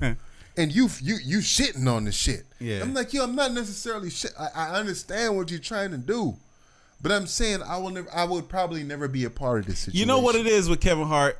Am I wrong for feeling like that? You're not wrong for feeling like that, and I feel like that's Let me what get a motherfucking drink too. I feel like that's what Kevin Hart is doing. Like, a lot of these people are selling you success. They're not really. Their brand is success now. You know what I'm saying? Let me tell you something, man. I ain't gonna lie, man. I'm still mad at Kevin Hart. For what? You remember that video where you seen him hanging out with little shorty and that little white Lexus? You know he got a wife and a baby. Right when he had a baby on the way, Kevin Hart was caught on video hanging out with some other little broad and this and that. Now listen, I know men can be men. Right. I'm not over here on some no bitch shit like that. Why you hating and blah blah blah blah blah blah blah. But listen, if that's what you gonna do, dog, like Don't do it like that. Okay. You gotta Don't do it like that. Pepsi, Right. please. You understand what I'm saying? I ain't got no ice for you, fam. It's all good. All right. You make you put a Nico in a real bad position, and Yeah. and you know, Yeah, it's all bad. I love Kevin Hart. I still love Kevin Hart. We're all human, but Yeah, I feel you in that 1,000%. But like I said, man, the whole success image, you know what I'm saying, like where the average, you know what I'm saying, person is not able to obtain all that. Not everybody's gonna be able to get to that level. No, you're right. You're You know what I'm absolutely saying? right. So you gotta give me something to represent on my level, and So saying if you ain't in real, pretty much he was saying if you ain't in this type of room, you ain't shit. Now imagine all the shit people that didn't get into the Rock Nation brunch. They matters in a motherfucker. Yeah. You mean to tell me I couldn't get in this motherfucker? Yeah. I made XYZ this year, you know what I'm saying? So, yeah, that I have an issue. I mean, with the way that. I look at it, it's not like they reaching back to everybody and anybody in their community. Not saying they should have reached back to any and everybody in their community, Right. but it's niggas out here that's really, really grinding, trying to do shit and make shit happen. Nigga, me and you been doing this fucking podcast for 2 years now. You know what I'm saying? We're gonna keep doing that though. We ain't slouching. We ain't trying to fucking short people on the content every fucking week. Nigga, we've been doing this shit hard every fucking week, regardless of if people rocking with this shit or not. Yeah. Is Jay-Z, is Kevin Hart, is Meek Mill, are they looking into shit like this and saying, yo, man, these niggas is saying some dope shit. They saying some real shit. Do they have the views that they should have? Do they have the platform that they should have? Are they trying to give people like us or anybody else, are they trying to give them the platform too? Or are they looking at it like, yo, can we make money off this?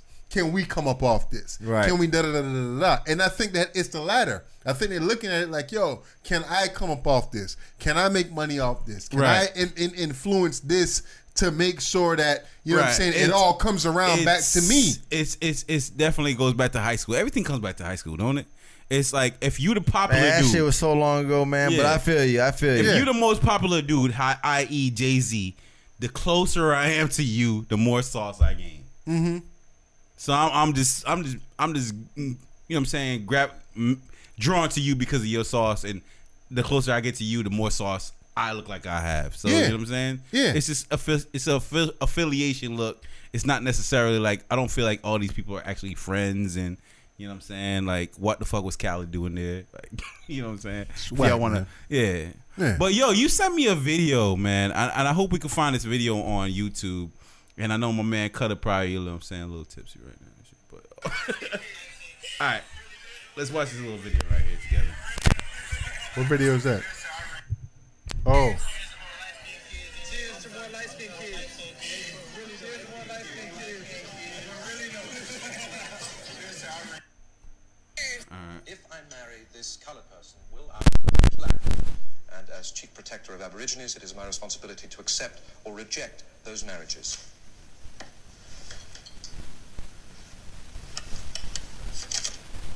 Here is the answer. 3 generations. Half-blood grandmother, quadroon daughter, octoroon grandson. Now, as you can see, in the 3rd generation, or 3rd cross, no trace of native origin is apparent. Black The get wipe continuing out. Infiltration of white blood finally stamps out the black color. The Aboriginal has simply been bred out. Now, For you conservatives, We make a going, mistake. keep going. You can't afford to strangle hope in people. Without hope, people become dangerous. No, Howard, you liberals have let them invade our society. You give them jobs, political Them, jobs. black You folks. missed the point. It's only the smart ones we move up. So, without playing all the videos. I wanna play all of it. We move them up. If we leave a smart one in the ghetto, he might develop into a leader against us. But if we raise him up into white society, we neutralize him. He feels compelled to try. Man, they still doing that shit. Yep. Identity and Okay. racial. So They all still right. doing that. So okay. So watching that video that you sent me, Dub, and I thought that's was something that you want to talk about, a topic. That's why you sent it to me. Okay. Okay. So in watching that video, And I hope we could find a clip of that we could play throughout the duration of this podcast. You know what I'm saying? So in the first clip, you know what I'm saying, it's something on a post on Instagram. You gotta swipe, you know what I'm saying, left to see all the content of it. But the first clip is of two black gentlemen or a black gentleman. Yeah, two black gentlemen at a some type of dinner or whatever. One of them is an NFL player. One of them is an NFL At least player. one of them. At least. Yeah, you know what I'm saying? They're at a dinner or whatever with a bunch of white people, and they're celebrating, you know what I'm saying, to light-skinned kids. Yeah. You know what I'm saying? Bigging that up. Yeah. Where we at with that? Man. Did you see the video, Cutter, before? This video right here you're talking about right now? I didn't see it before, but he in the audio is a football player. Yeah, Yeah. And And he said something about shout out to light skinned kids. Yeah. To light skinned kids. To more light skinned kids. To more light skinned kids. Yeah. Fuck him. Yeah. Okay, why does it fuck him though? Fuck him because that just goes to show that you obviously married outside of your race for a purpose. Okay. If you married outside of your race because that's who you fell in love with, that's one thing. But Come here. to just One time for that, my nigga. If you're gonna be If like, you felt like- shout out to yeah. light skinned kids, basically you're saying that black women ain't shit. Yeah. Right. Light skin is better. White women are better. Right. So I don't know what team he plays for or what football player that is, but fuck him. Yeah. That ain't how it works. I agree 1,000% with Now that. listen, man. let me say something real He quick. plays for the Chargers, by the way. Let me tell you something. Okay, I have two kids, Yeah. 8 and 10 years old. Yeah. Two boys, same mom. She's Hispanic, Colombian, Dominican descent, whatever. She's light skinned, fair complexion, whatever. Yeah. That's who I happen to fall in love with. I Right, was in high yeah. school. Yeah. Okay, but that has nothing to do. Okay, with it's not like I chose against black women. Right. Okay, now you have to understand one thing. Yeah. Okay, to some black women, that's how it looks. Yeah. Nah, I get that. Okay, I'm in a relationship and you have to with a white also woman, understand too that for some black men, Yeah. that's how it is. Right. Okay, and there's a difference. That right. We were talking about it earlier. Yeah. There's man, it's a sensitive subject. Oh, it definitely gets sensitive. You know, as fuck. when you talk about black women, it's even harder when you live in it, bro. I mean, I feel like I don't know if you felt that when you were with a Hispanic female and you walking out in public and seeing black women looking at you a certain way. Did you get that, or? I think it's almost a little bit more acceptable if you with a Spanish female than you with a black different. But let me tell you with a something. white female. Black but, yeah. women look at you differently when they see you with a white chick. Yeah. If they see you with a Spanish chick, Yeah. all right. If you see you with a black chick, Yeah. But when black women see a black man with a white woman, Yeah.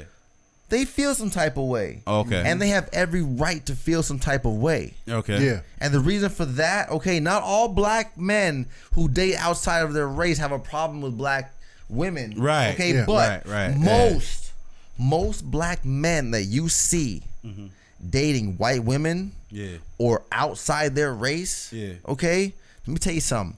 9 out of 10 times they have a whole list of reasons as to why they will not date a black woman. Got you. I'm sure they got reasons to why they like their, outside of their race spouse or partner or whatever, girlfriend they're dating or whoever the case may be, but there's a lot more reasons as to why they chose against dating a black woman. Boom. Was it a right choice, there, though? right there? What you said with the word Not against. always. Against though. Against sounds. It sounds harsh, right? It sounds harsh, but that's what it is. That's a reality. So when you chose to mate with a Spanish person, were you choosing against? No, I already said that. Okay, I said now to throw that narrative in there and say somebody was doing it in contrary or because there are some men who will specifically I choose not to date black women because Okay, of course, blah, of blah, course. blah, blah, blah, blah, blah, Of blah. course, And they got of a course. fucking list of 10, 15, 20 different reasons as to Yeah. why. Because Yeah. black women they this and black women they that and black women they that. Okay, yeah. Okay, I hear where they're coming from, but at the end of the day, bro, it's like why do you think black women are in the position they're in, struggling by themselves? Because a lot of black men again feel that dating outside your race, especially when it comes to white women. I'm sorry, but that's just what it is. Yeah. A lot of black No men feel problem. that, you know, when you get a white chick, you want a prize. Or you're there. You made it. Fuck out of here. Like, what? Okay. That makes no sense. Now, listen, mind you, everybody has their preference, but again, I will say, from experience, as far as I know, I dated white chicks. But most men who date white chicks on a regular basis or frequently, they really have a problem exclusively. They generally feel some type of way towards black women. Okay. Dub, where you at? Where's your honest opinion about all that? Where you at with that? What shit? Where do we start off? I forgot where the fuck we started off at. You ever dated a white chick or outside your race, Mark? I have not. Ever. Never. Now, was that by choice or was that because that's just how shit worked out? Personally, I'm not attracted to white women. So Cool. I've dated a Hispanic woman before. Right. But other than a Hispanic chick, I've never dated outside of black women.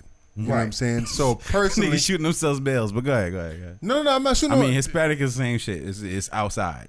Well, it's whatever, outside. whatever. That's fine. That's fine. What I'm saying. What I'm saying. Go is, ahead. What I'm saying is, personally, I've never been attracted to white women. Right. Okay. So be it. That's all I'm saying. I got some head from one. Right. So on the upper hand, if you want to give Mark the upper hand, it was fire though. if you want to give Mark the upper hand, But no. so you praise black women. I do. As you should. I do. Okay. But I'm just saying, I've never found white women attractive enough. Let me to ask you a say question. That, yo, I'm going to choose not a white woman over a black woman or over a Hispanic woman or whatever the case is. But I've just never been personally attracted to white men. Right. That's fine. That's what it is. That's fine. Okay. Let me ask you a question. This goes for you too. Okay. Yeah. Have you ever had a white woman throw herself at you? Yeah. Yeah. And what? Nothing. Nah. I'm with one. You with one? Okay, Yeah. cool. That's good for you. All right. So you. No. Go ahead, bro. Say anything you All want right. to say. So you've been in a position where you've had a white chick throw yourself at you. Yeah. Right. And I just wasn't. You ain't with it. Nah. Cool. Right. It is what it is. Now I will say, okay, that any white chick that I've ever been with or dealt with or dated or hung out with or whatever the case may be, is because they fucking threw themselves at me. I have never been, in a position where it's just like, oh man, that white chick right there can fucking get it. I mean, there's a hand select few, but it's like, nah, I ain't out there choosing. Right. I dated outside of my race. I've dated black chicks, I dated white chicks, I dated Spanish chicks, I dated Indian chicks, whatever the case may be. Okay, but I mean, my least favorite is them bitches who be putting raisins in they fucking potato salad. Killer. What's your thoughts, Killer? They do that. We're seeing that video right there. I was insulted. I ain't gonna lie. Like for him to be out there celebrating light skinned kids and all that, I'm not with that. If you're trying to say that, then that's saying you made a conscious choice to not date black women. I You agree. see what I'm saying? And you're celebrating all this shit like that. Right. I'm Can't not fuck with with that. you. I'm not a part of that fucking hashtag. But hold on. But I fuck with the part of that where you say you can't help who you fall in love with, or you know what I'm saying, what works for you personally. Okay, Right, and that's a select few. That's a select few. And even with that, even with them niggas, like I grew up right here in Cold Springs, Florida. Keep it real, keep it a buck. We not too far from Boca, Florida. Keep it real with you, keep it a buck. I see a lot more interracial couples in these nowadays than I've ever seen in my life. And that's because these kids are growing up so much alike that the color difference isn't really a factor. And you know what? And that's a good thing. That's a good thing. But what I will continue to stand to say is that, again, most black men that you see dating white women, not all, there are those few that will date outside of their race. I think that's whatever. I think that's an unfair assumption to make. Bullshit. Because Bullshit. no, that's cool. I Nah. respect you could call that bullshit. But even in that example, like I didn't even know that these was athletes. You know what I'm saying? And I Athletes, think that all them little Carlton Banks ass niggas. right, but you could say that these Carlton Banks ass niggas, but what I'm saying is, how about a kid that grows up in the suburbs? That's what he knows. Right. And that's you know what he sees. Right, and that's a select So few. Everybody's in different. But so again, why are we generalizing so hard based on athletes, people that have money and whatever, and the affluence and who are they hanging around with? Because that's and who real, man. That's real. That's most. That's most. That's what? most. Most black men ain't rich, my nigga. Right, I know most black men ain't rich. That's so what I'm trying to say. So why okay. we basing that opinion off what athletes do? All right, I feel like that's a continuous. All right, bear with me here. Break it down, okay? Okay, let's take all black men. Yeah. Okay, boom, one big bowl of black men. Okay, now let's separate the black men. Yeah. Okay, that date outside their race. Yeah. Okay. The amount of black men that date outside their race and the amount of black men that date black women. Yeah. Okay, the amount of black men that date outside their race is way far greater than the amount of black men that date black women. Okay, now that larger group of black men that date outside their race, okay, out of that group, okay, if you want to count up the amount of black men that, okay, do you have a problem with black women or not? Most of that group of black men that date outside their race are still gonna say that they got a problem with fucking black women. But it's not a problem though. See, that's what people are trying to say, or that's a narrative. I sympathize, You're wrong, bro. and You're I wrong. empathize with, you know what I'm saying, black women with, is that you might look at it as a problem, and you could say, oh, this nigga's weak. Oh, he's choosing this because of that, or that, and this and the third. It's not about. But it's not necessarily that. That's not necessarily the case all the time.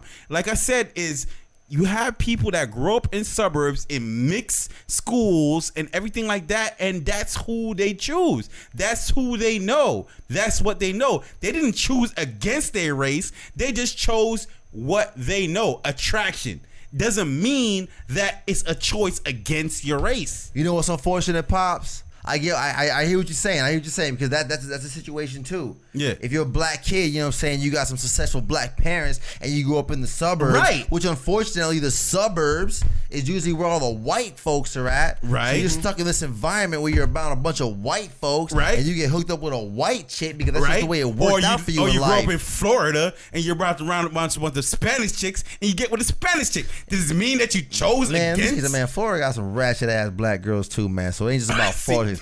But I hear you. Yeah. But I hear you. I don't think a choice That's for an is a choice exception to against, the rule. man. That's an exception to It's the rule. not, man. I think the exception. I think the That's an athletes. exception to the I think rule, the man. athletes are the exceptions to the rules, and people are making them the rules.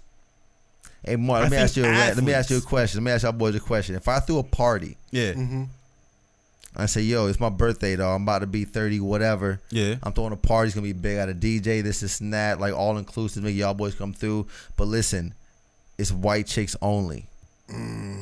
So you can't come with your girl. And if you do bring a chick, she can't be white or Spanish. She got to be a black chick. Hold on, it's white chicks only, but I can't bring. All right, whatever. Okay, Yeah, white yeah. chicks only. Let's say I'm having a party, nigga, and it's white chicks only. You coming or not? Nah. You really ain't gonna come? That's my Nah, birthday, nigga. Nah. If you tell me that, It's my birthday, Pops, and I say, bro, I'm having a party, nigga, but it's white chicks only, dog. Nah. Don't bring your girl. nah. If you say don't bring my girl, that's one thing. But if you tell me that it's white chicks only, nah, bro. Okay. Okay. Let's take that out of there, because that's a narrative I think people are getting fucked up, because you're saying, okay, it's white chicks, so that means he's choosing white chicks. So if you come to this party, I'm choosing white chicks. Yeah. Now That's exactly what he's saying. That's what he's If I saying. throw a party, Pops, and I say, listen, dog, I'm having a birthday party, my 36th birthday, nigga, we're going to get turned the fuck up. There's going to be a lot of bitches. All my niggas going to be there, but no black chicks. So, you know, you can come by yourself or you could bring somebody, but Fuck don't outta bring here. your I'm girl. gonna tell you straight up, fuck out of here, bro. You ain't coming? okay, so you Nah. go to a You ain't party. even coming solo? Nah. Okay, Nah. you go Why to, not? Because I don't rock with that, bro. You don't rock with that. He's So if you come, what does that mean you rock with? White chicks only. you don't rock with white chicks only. No, if I come, it means I'm rocking with white chicks only. That means that No, that it means that doesn't. Well, that yes, it does. means that Yes, it means that does. he feels No. that it's okay Okay, I'll let you finish. for me to have a party that no black women are invited to, Right. and you're okay with that. So you coming means that I support that. Okay, that's 1,000% correct. Hey, now let's flip the narrative. You did that, right? You know who did that, right? Somebody did that. You know who did that, right? We gotta talk about it off the air, bro. Okay, let's flip that narrative. Kyrie. Pops. And Kyrie did that. I think Kyrie did that. If I'm not mistaken, that boy Kyrie did that. That boy Kyrie threw a birthday boat bash party with no black women allowed on the ship. It was a white girls party only. Okay, that's wild, and I agree with that. Okay. Now, okay, let's take that out there. Let's take that out there. You come to a party that I'm throwing, and there's only white chicks. Or you leaving the party. If it just so happened to be only white chicks there, I'm not leaving the party. Yeah. Exactly. But if I go to your party, yeah, and you don't tell me beforehand, and I show up there, there's only white chicks there, I'm gonna be like, bro, why is only white chicks here? If you call me and I say, yo, I don't know, my nigga, no black chicks showed up. No black chicks showed up, or no black chicks allowed? No, showed up. No black chicks showed up, I'll still come out and show love for you for your birthday, dog. But you ain't fucking none of these white hoes. But if you, I mean, that's a different story. If you, that's the question, though. That's different than you throwing a party and saying, hey, I'm throwing a party, bro, and there's no black women allowed. Nah, I agree with that 1,000%. Like I said, even with the whole light skin celebration shit, I got light skinned kids, quote unquote. However, I hate when I see niggas online or people online repost like, yo, hashtag light skinned kids. Like, no, we're not here to celebrate that. Nah, I'm not here for that. It's not about all that. Nah. I am not here to put down another race or my own race or anything based on that. You love is one thing, but once you start wanting to promote, my white wife, my light skinned kids, my mixed babies. That's a racist ass nigga. Yeah, that means to show, okay, you so proud. Yes, absolutely. Exactly. Absolutely. Exactly. Absolutely. And like I said, I feel like we see those examples more so in athletes. Let's not condemn or judge everybody. You know why? Because athletes make that kind of money where they feel like they've achieved, a certain level. Yeah. You're at a certain level of achievement in a class where you've hit that higher tier where now you can get a white girl and now it's a fucking prize. Like, so Nick Cannon spoke on that recently. Yeah. Nick Cannon said recently. I saw that. He said that a lot of these athletes feel like, yo, I'm at a level right now where I can get a white woman. It's a privilege. Like, white woman was off the table. Like, now that I'm an athlete, now that I'm affluent, now that I have money, this, that, and the third, I can choose a white woman. How do you feel about that shit? White women prey on black men, right? Okay, so let me start over. Stop. Okay, let's start over. Yes and no. Yes and no. Let me start over. Let me make that a question. Doesn't all women prey on men? Like, all women prey on men. But listen. Do you think that certain black women prey on black men? No. No. Okay. Certain black. So when you see you see black men with white women, you think that shit just happened? Or do you think the white chick chose? Or do you think the black man chose? I think it's a little bit of both. A little bit of both? A little bit of both. I would assume that it's a little bit of both. Okay. You know what I'm saying? Okay, so it has to be something beneficial to both parties. Yeah. Oh, so we against being in something that's beneficial? You know what I think the reality of it is, and I think it's unfortunate, is that I feel that black men, sadly, they feel that white women or dating outside your race, okay, let's just go to the extreme. Let's just say black men dating white women. I personally feel that black men who choose to date white women exclusively, okay. Make sure you say that. Exclusively. Yeah, okay. There's a difference. Yeah, there is. I'll knock some white chicks off. I'm gonna fuck about you, whatever, fine. But if you choose personally to date white women exclusively, meaning you swipe left on black women. Yeah. Okay? If you choose that, okay. Say it. Say your truth. You fucked up, man. Like, that's like you fucked up. Okay, but there's a certain, listen, the black men that choose white women, they feel that black women are that white women are better. If you date white women exclusively for some reason, whatever, you feel that white women are better. Exclusively, yes. Exclusively, You do. right. Yes. What tells the story of exclusivity? Right, but listen, What tells us if you see me walking down the story, all that bad shit you got to say about black No, women. but if you see me walking down the street, right, with my white girl, right, what tells the story of the exclusivity? Instantly, my first reaction is like, oh, I guess you don't fuck with black chicks. Right, that's what I'm trying to get at. It's like that's a real thing. Not. But mind you, even with your situation, put yourself there too. Is that black men? They think white women are better. Listen. Hold on one second. Okay, let's but white women, okay, they know black men are better. Hold on, let's pause for a second. I like that though. But let's pause for a second. I ain't gonna argue against that. I got a homie that I talk to on a regular basis, right? And this motherfucker is pro-black, is all outdoors, right? But his wife just happened to be Hispanic, right? And if you don't ask him, his wife looks white to me. You know what I'm saying? Oh, she's like Colombian, Venezuelan. Probably. I don't know. I don't know exactly where she's from. She ain't Dominican. But it's like you look at it, you be like, damn. But I talk to him and he pro-black as fuck. But I'm like, but you got a Hispanic wife. But dude, you have a Hispanic wife, and he says to me, he says, yo, man. He says, you know, not unfortunately, because you in love with whoever you in love with. Yeah. You don't say unfortunately, but he said, yo, man, I love black women. But I just happen to be in a relationship with a Hispanic wife. Right. Now, my wife just happens to be Hispanic. But I'm not down in black women. I'm not pro light skinned kids. Yeah. And because he's black just like me. Yeah. Right. But his wife happens to be Hispanic. Right. Now dude,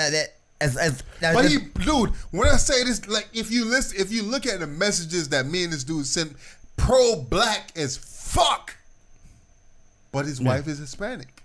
Yeah. Can that coexist? I believe it can, because if you look at, all right, so and even people, I'm not even trying to uplift light skinned kids. Fuck, I got light skinned kids. Fuck light skinned kids. And I got one too. You know what I'm saying? So it's like fuck all that. I'm not uplifting colors. Shout out to Dylan. It's shout out. Hey, Dylan kind of bright, dog. It's just more so shout out to humanity is where I'm at with this shit. You know what I'm saying? But if you want to look at it, light skinned kid, and you know what I'm saying, like, yo, you got Trevor Noah. Is he successful pro-black person or not? Yeah, absolutely. You know what I'm saying? You got I like Trevor Noah. Yeah, you got fucking Colin Kaepernick. Is he successful light-skinned pro-black person or not? Yeah. Or you got motherfucking J. Cole. Yeah. Successful. Yeah. Light-skinned, half-white, pro-black person or not? Yeah. Got Bob Marley. Yeah. You know what I'm saying? You got Barack Obama. There's a list of people that, you know what I'm saying, that come from mixed race backgrounds, but still identify with what the struggles are of black people. And that, I don't feel like, you know what I'm saying, because it's because of, that was love. I don't feel like it was because of, you know what I'm saying, anything having to do with racial preference. Like, you know what I'm saying? Yeah. I don't feel that way. I don't feel like it's racial preference. I just feel like you fall in love with who you fall in love with, and also what is convenient for you. True. Also, too, it's one thing dating outside your race as a black man and dating a woman who is just oblivious to what it's like dating a black man. Right. Or anything close to a black man. Because let me tell you something. I'll keep it real with you. Even me looking at me, to some folks, women, men or female, I'm not even like black. You're not black. Yeah. I'm black, but I ain't black. Yeah. 'Cause my hair ain't nappy. Yeah. You see what I'm saying? My nose kind of straight and big and shit. You know what I'm saying? So it's not like you black, but you ain't black. You kind of Arab or Hindu, right? Whatever, nigga. I ain't white. Yeah. So, you know, in a lot of aspects, I still fall through in that type of profiling. I got pulled over today for having a clear plate over my tag. Oh, okay. Yeah. I have a clear plate over my tag just because I think the shit looks clean. Yeah, I love it. That. It ain't even tinted. That's my favorite it's not Lexus tinted. ever. It's not mirror. Yeah. It's not. It's a clear tag over my clear plate over my tag. And that's what I got pulled over for. So I got a That's written, my favorite I got Lexus a ever warning made, for that. bro. and I got a warning for. He said I was speeding too. So whatever. Fuck you, motherfuckers. Saw the dreads, man. So what? That's all it is. That's all it is. That's it. You can't have a clear tag over your plate if you're black. Last topic. Last topic. Let's talk about this Gucci situation, bro. Gucci. I know you had I spoke to you earlier on. We did. I cut a little deal today, man. Listen, let me tell you something. Gucci did not want black people to wear their clothes in the first place. I believe that. I feel that. Now, I feel that for them to make this move where they made that blackface stocking cap knit fucking neck shit, whatever you call that, who would wear that anyway type of shit. Yeah. Okay? That right there, that's a statement of saying y'all want to wear our shit anyway. But we don't give a fuck about your money either. Okay. I respect that. It was one thing where we didn't want you to we don't want you to wear Gucci. Yeah. But y'all want to buy it anyway? Okay, fine, cool. But we're gonna make this shit because not only do we don't want you to wear it, but we don't care about your money anyway either, motherfuckers. I agree with that. Now look at Tommy Hilfiger. I grew up. I was born in '83. Middle school for me was like mid '90s, so it was Tommy Hilfiger jacket, Tommy shit. Yeah, we went through that phase where we heard. Yeah. At the end of middle school, that Tommy was racist. Tommy didn't want us to wear. He didn't want to wear black. If I knew black people were gonna wear my clothes, Timberland I wouldn't have that became a designer. Timberland. Okay, so I'm gonna stop wearing fucking Tommy. Yeah. But who's the spokesperson of Tommy? Who do you see? You know who Lewis Hamilton is? Nah. Lewis Hamilton is an F1 driver, Formula One race car driver, championship. Yeah. His brother, he got a. I don't want to say retarded, but yeah, he has a brother with a disability. I love Lewis Hamilton. Yeah, I like Nicki Minaj. Yeah, they model for Tommy Hilfiger. Yeah. So if Tommy Hilfiger really feels like he don't give a fuck about black people wearing his clothes, them modeling his clothes means that, you know what? I'll still take your money. Yeah. So hold on. So for Gucci to make a black face. Backtrack a little bit. Hold on to the Gucci the topic. That's yeah. Backtrack a little bit on the Tommy situation. I heard that whole Tommy situation was fabricated from when we were young. I heard that too. I heard it was allegedly whatever. You know what I'm saying? So it was enough. So hold on. So do you believe in your heart and mind that Tommy Hilfiger did not want black folks wearing his shit? I really don't fucking know. And I'll be honest with you, bro. Since I heard that shit, I never bought another Tommy Hilfiger piece of clothing. And I agree with you. I have never bought any Tommy Hilfiger. Tommy shit be out there. I shop at Marshalls and TJ Maxx, and that polo shit be out there. And that Tommy be out there. I don't buy Tommy. I have never in my life bought any Tommy Hilfiger clothes. But guess what? My son wears Tommy Hilfiger clothes. My wife bought him a lot of Tommy Hilfiger clothes. You know what I'm saying? At the end of the day, in my mind, I think about it. I thought about it. I thought, but I never really believed that he would come out with a statement saying that, I don't want black folks wearing my shit. I don't think that that's consciously. That's as not a even designer, moderately racist. That's like you're really fucking racist. As a designer, to me that shit falls in line with the whole Michael Jordan situation where supposedly Michael Jordan say I don't make sneakers for black kids in the ghetto anyway. I heard about that too.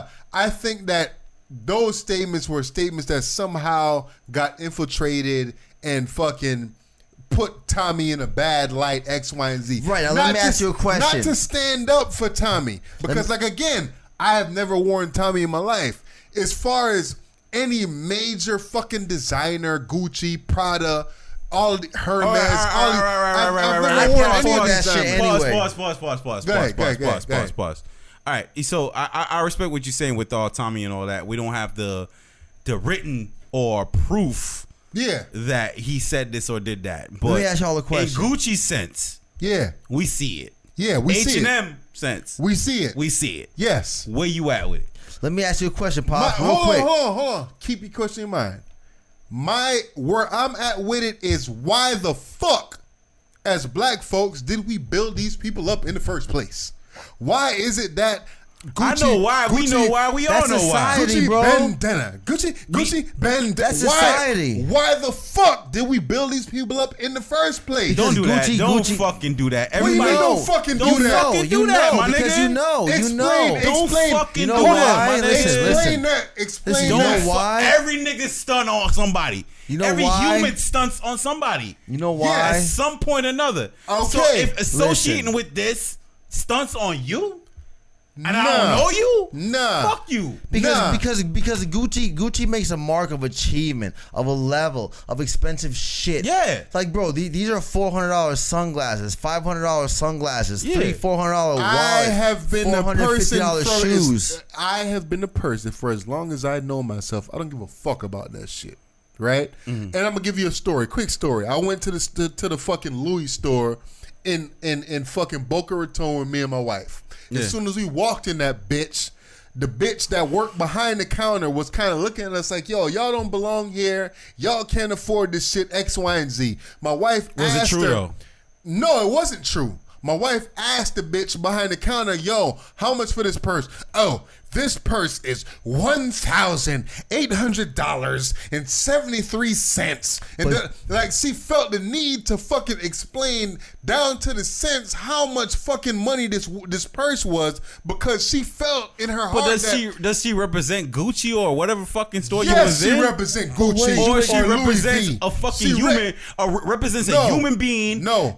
Represents Killer. a human being that's working in the establishment. Killer. Where I have to weed out all the bullshit. No, like you I don't- am tired of fucking All right, everybody hold in on, here hold on, coming hold in on, here hold on, let's asking talk me about about a this. fucking Hold on. price. Are you for real? Hold You on. playing devil's Hold on. advocate? Because if you Hold playing on. devil's advocate, you can skip that shit. Hold on. No, I ain't. You yo, know I'm what time hard it for is. I know. You know what time yes, it I am is, fucking. man. I know what fucking time it is, but So I you know playing what devil's business advocate. is. My nigga, you work. You cut hair. Would you appreciate motherfuckers coming here, yo?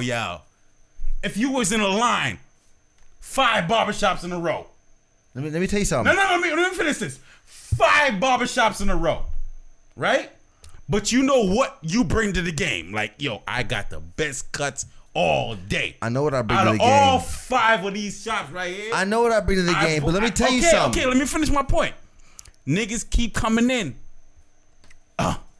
Yo, how much you charge for a cut? You be like, yo, $25. Yo, but my man's over there charge $7 though.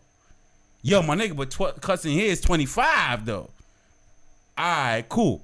And they keep walking out. And keep walking out. And only the people that identify with what you bring to the table can appreciate paying $25 from a cut from you. Let me tell you something. So is that not a thing or not? I hear you. It's a thing. But let me tell you something. As hard as it might be, okay, us as individuals and human beings, it's natural for us to prejudge. Right. True. Okay? Yeah. True. Yeah. It's natural. It's human nature. Exactly. Okay, but let me Especially tell y'all if I make something, man. commission off Really, this let me tell you motherfucker. something from personal experience. Okay, do your best every day Not to. to not judge Not to. people. I You work- don't know yeah. anybody's story. You don't know where I anybody agree with comes that from. 1000%. I agree with that. I So love that. So point. from experience, when I got folks who come into the barbershop who are looking like, damn, dog, you ain't had a haircut in months. Yeah. And you're looking like, oh, this he ain't gonna tip, or he ain't got no money. Yeah. You just can't do that. You can't. Right. You can't. You gotta Right. treat everybody with the same level of respect, because the same person who comes in there, even if they have no fucking money, Yeah. Until you fucked my up though. job is to make sure that they Until feel you fucked good up and though, do a then my great nigga. job Until for them. you fucked up. Until you fucked up. Until your job is like, yo, fuck, yo. Yo, my man over there cutting real good. He cutting 25 niggas a That day. means nothing. I'm cutting That 10 means a day, nothing. and That I ain't means getting no tip at nothing. all. That means yo, I'm nothing. only trying to cut the niggas that That means you know what I'm nothing. saying? That means nothing. That Right. means nothing. Let me tell you something. I have some of the dirtiest guys, the sweatiest, the stinkiest guys come in there for these haircuts, and they have no problems paying me $100 for a haircut on a Friday night. That's it. I'll see you later. 100? 100. Yo, come here. That's it. Brush cut and line my beard up real quick. That's it. I'm Fuck, out. right here. I didn't You even give me shower. 100? I didn't do What? shit. I'm out. $100. That's it. And then you got some guys who pull up in their Beamer, who you know they sell real estate. Yeah. You know they're closing deals. You know they got You got it. a wife, no fucking kids, and a Yeah. retirement plan. Okay. And your haircut costs $20 and you are paying me $20. Okay. And so be it. I'm just as glad to see you every week. Mm-hmm. Okay? As just as glad as I am to see the dirty nigga who's paying me $100 every 3 weeks. And I love that. And you never know what to expect. I love those contracts. Listen, but this is going to P-Dub's point. P-Dub point is just saying like that person or that cashier or that person in there does not represent the entire business.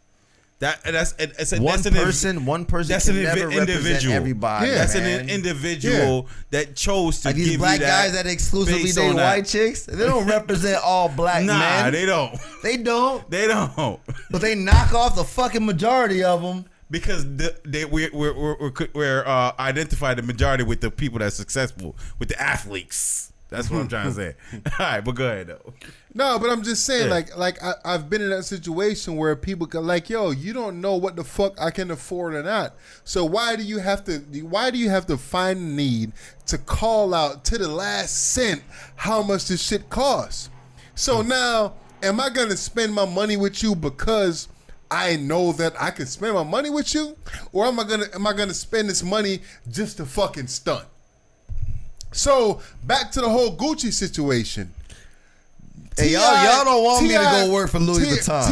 T.I. came out and he was just like, oh. Why T.I. always there for the black? Listen, man. Listen here, Hey, man, listen, I'm here to defend T.I. too. No. I'm here to defend T.I. too, man. Listen. Cut it. Hold on one second. T.I. came out, is y'all motherfuckers Gucci gonna come out and we don't give a fuck about y'all apology. I spend 1 point. Nigga, you fucking stunting on the same breath as you saying that, yo, we shouldn't spend our money with Gucci. You telling me that you spend $1.2 million per year inside fucking Gucci to one, either buy yourself some shit, buy your wife some shit, buy somebody a gift, some shit, this, that, and the third. My thing is, why the fuck do we put Gucci on this pedestal in the first fucking place? Exactly. Why do we put Gucci on this pedestal in the first fucking place?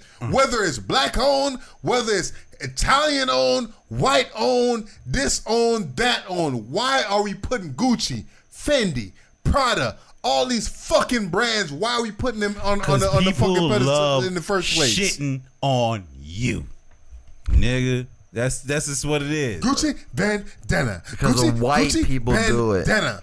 The white people do it. No, they don't do it. Is that why we doing it though? The white people do it, man. Do they shit? I mean, do you hear it? Okay, give me an example of white people shitting on who? Listen, what I mean they by might shit on us. Listen, do white people shit on each other? Do they shit on each other is what I'm asking. Listen, let me clarify. Okay. When I say the white people do it, I don't mean that they do it like they wear Gucci and stunt on everybody. What I mean is that they do it, okay, to get the money because they know that the motherfuckers who are gullible to suck up into that shit is the black community.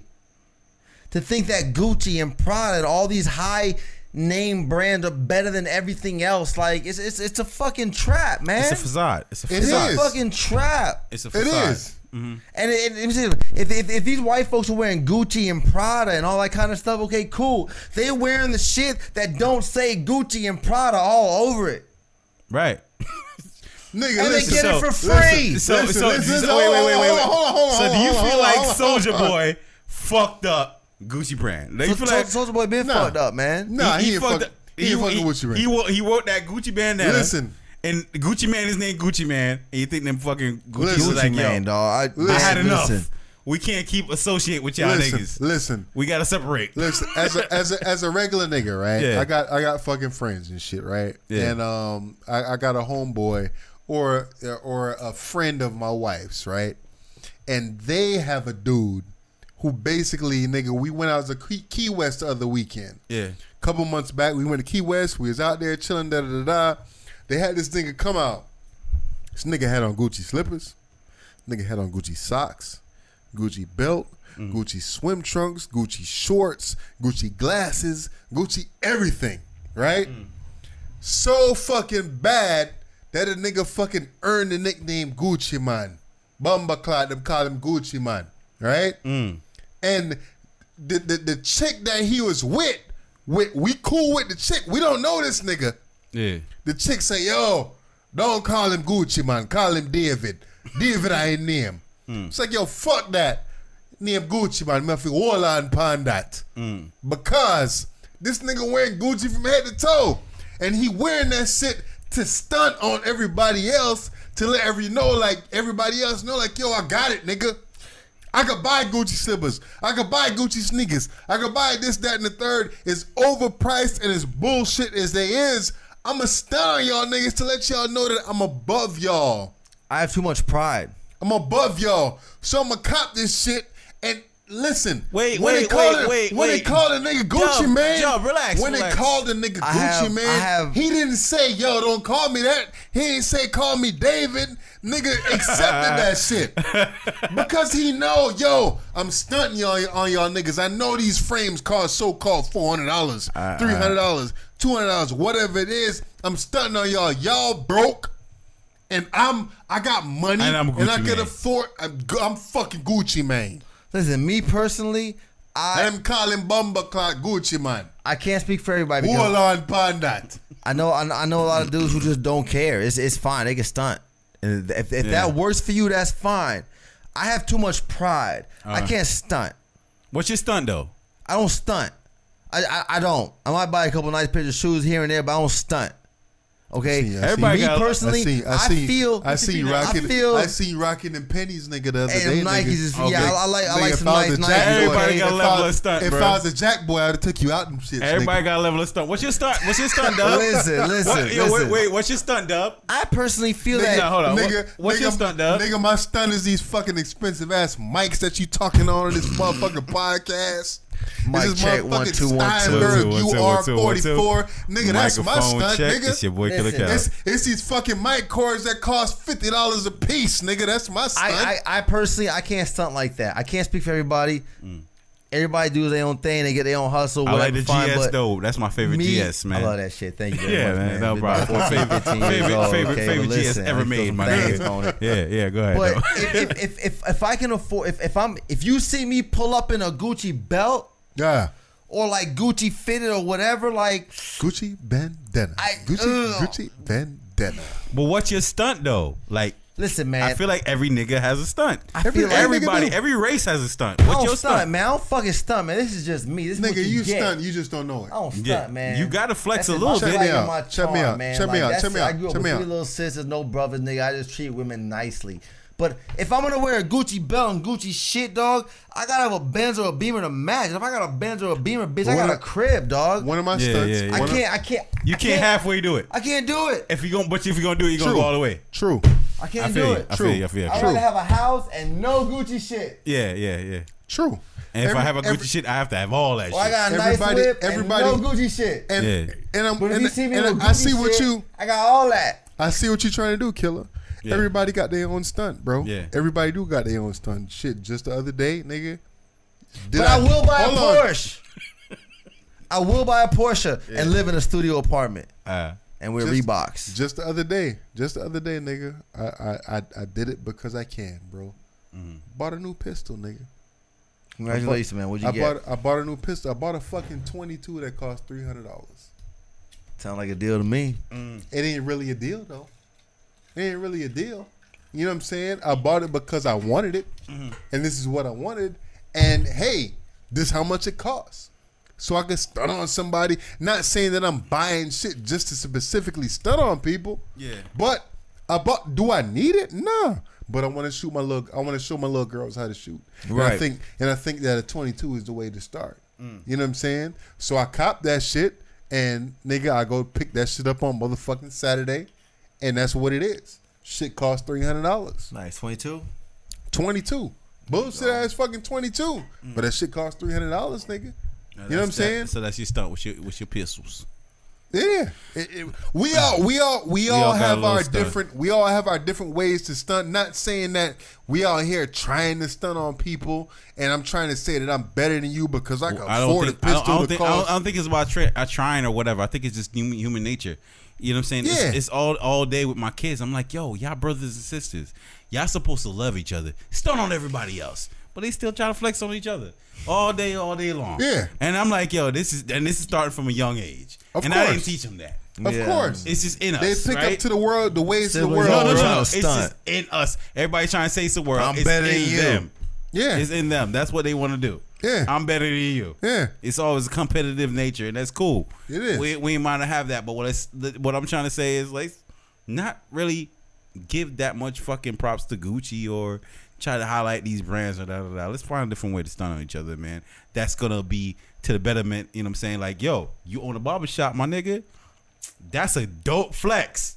Yeah. I want to own something too, man. Hey, I love man, it. I want to own something like that too, my nigga. I'm That's a dope motherfucking flex. I'm starting to invest in this motherfucking cryptocurrency, man. That's a dope flex. Holla at your boy. I want to have some flex like that too. For the Talking about bitcoins and shit. Yeah. Yes, sir. You know what I'm saying? Those are some Yes, dope sir. flexing. Let's start flexing like that. Let's stop flexing with material things. Let's do it. You know what I'm man. saying? Let's do it. Yeah. Let's do it. that. Real quick before we get out of here though, man. So Tory Lanez ran down on Famous Dex, man. Is it? No, it ain't Famous Dex. Nah, I don't be listening It's to not- them niggas like that, Nigga man. named Dax. I like Tory Not Lanez. Famous Dex. Oh, it's I not like Famous that track Dex? that he got. Nah. I like that track This he is got some with random Busta, nigga man. named Dax. Some random nigga named Dax. Oh shit! I thought Not it was Famous Busta, man. Dex, T man. Pain.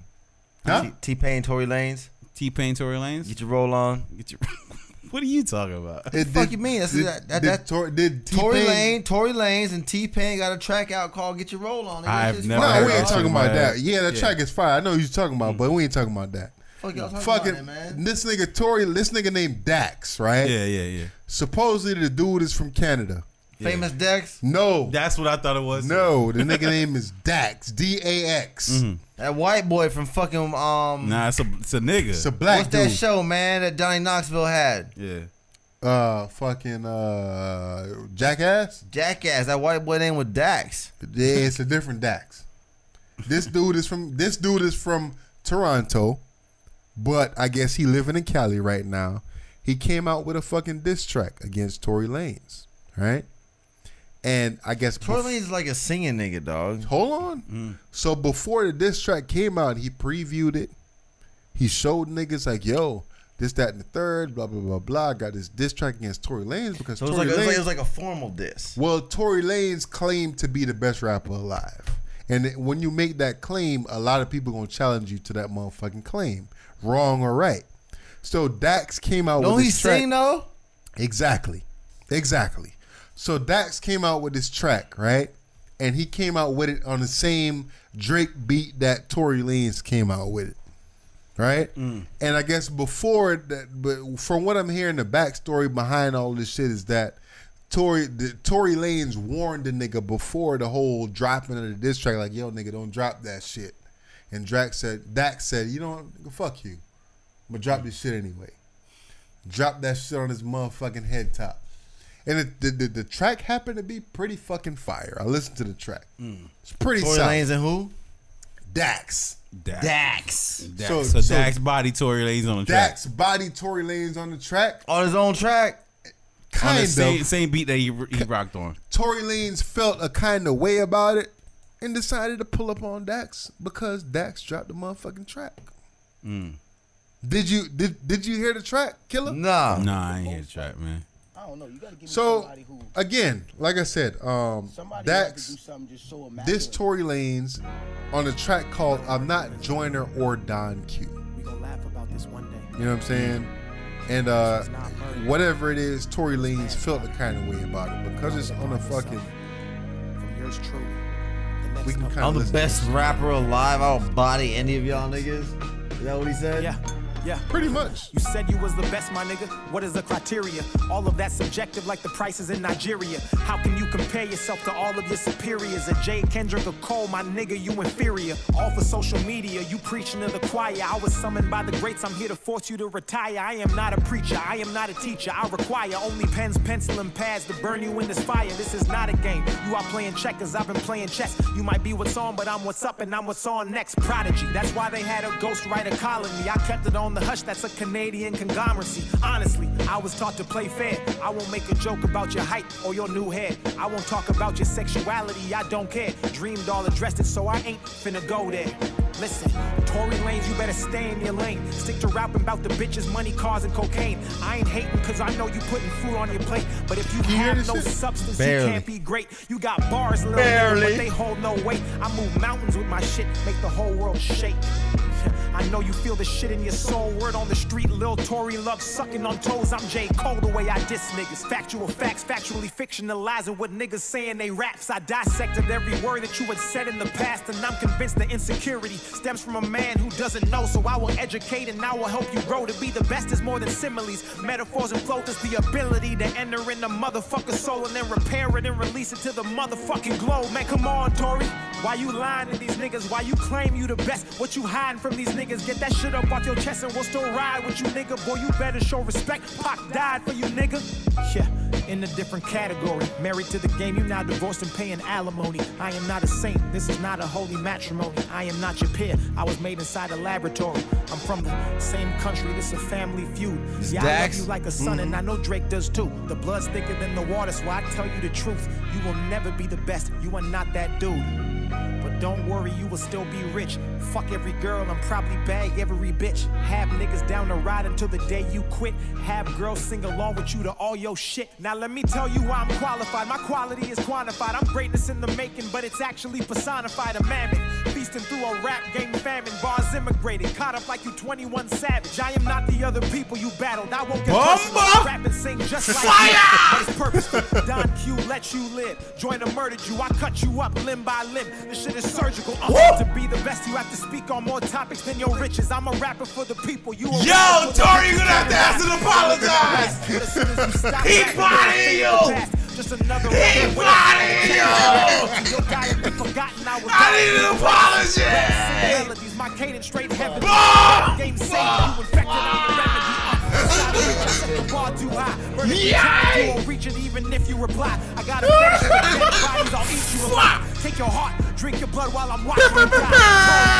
Practical, highly mathematical. Divided and subtracted you from thinking it was practical. Who was first to international? Studied in the hands of killing rappers who are rational. So what you gon' say to Pac when I send you up to meet him up in heaven? How you gon' explain that you claim you the best but ain't got nothing to show for it? Pause this shit, nigga. We don't care about let it rock. clothes. We don't care about money, Tory Lanez, nigga. We don't care about none of that shit. You a prime example of a nigga who got it on the outside, but inside he still ain't rich. Impact, nigga. Did you give back every time you rap? Don't nobody feel that. Nigga, you a joke to think that you can sit amongst the greats. All the ones who here now and the ones who paved the way. Man, that should be me. I'm the one who should be saying I'm the best. I'm the one rapping, saving lives underpaid, who ain't even fucking worried about a motherfucking check. Stats. Dear Tory Lanez. I love you. Yo. We from the same country. Bomber clad. Yo, I ain't heard this shit before, bruh. This person I here. thought this shit was his famous Dexy ran up on. I just thought he ran down on a clowny downy bitch ass, fake ass, one of them fuck ass bum ass littles that's out there. This nigga right here, he gave him bars, bruh. He did. He gave him bars, and I think the rant before I was like, oh, this nigga career done. Now I think the rundown, yo, this nigga career need to be catapulted. The rundown says like, yo, Dax career need to be catapulted. Yes, because the famous Dex and all them fucking littles, like, I don't believe y'all. Yeah, I don't believe y'all niggas. Y'all got the little fucking Laffy Taffy rap. Like, I don't believe y'all. But this dude right here rapping. Yeah, he is. He rapping. And if you running down on me after I spit that, that's kind of like, oh, you mad because I'm styling on you. It is. You know what I'm saying? It is. That's you mad because I'm flexing this hard with my rap ability, my nigga. Yeah. You had to come see me. Yeah. You couldn't rebuttal on a song. Nah. You had to come address me in person for this. So I won. This nigga won off rip just because of that. Okay, so he won because you had to come see me for putting this out. So did he win? Did he win after the whole situation where? Hold on, let's backtrack a little bit. Yeah. So this dude dropped this diss track, right? Yeah. And before, in the beginning of the diss track, I know I didn't play it, but in the beginning of the diss track, he was just like, "Yo, we both from the same city. Yeah. This, that, and the third, X, Y, and Z. Like, yo, nigga, basically you came out and said that you was the best rapper alive, and I disagree with that. So I'm gonna make this track showing you that I disagree with that shit. So he dropped this track.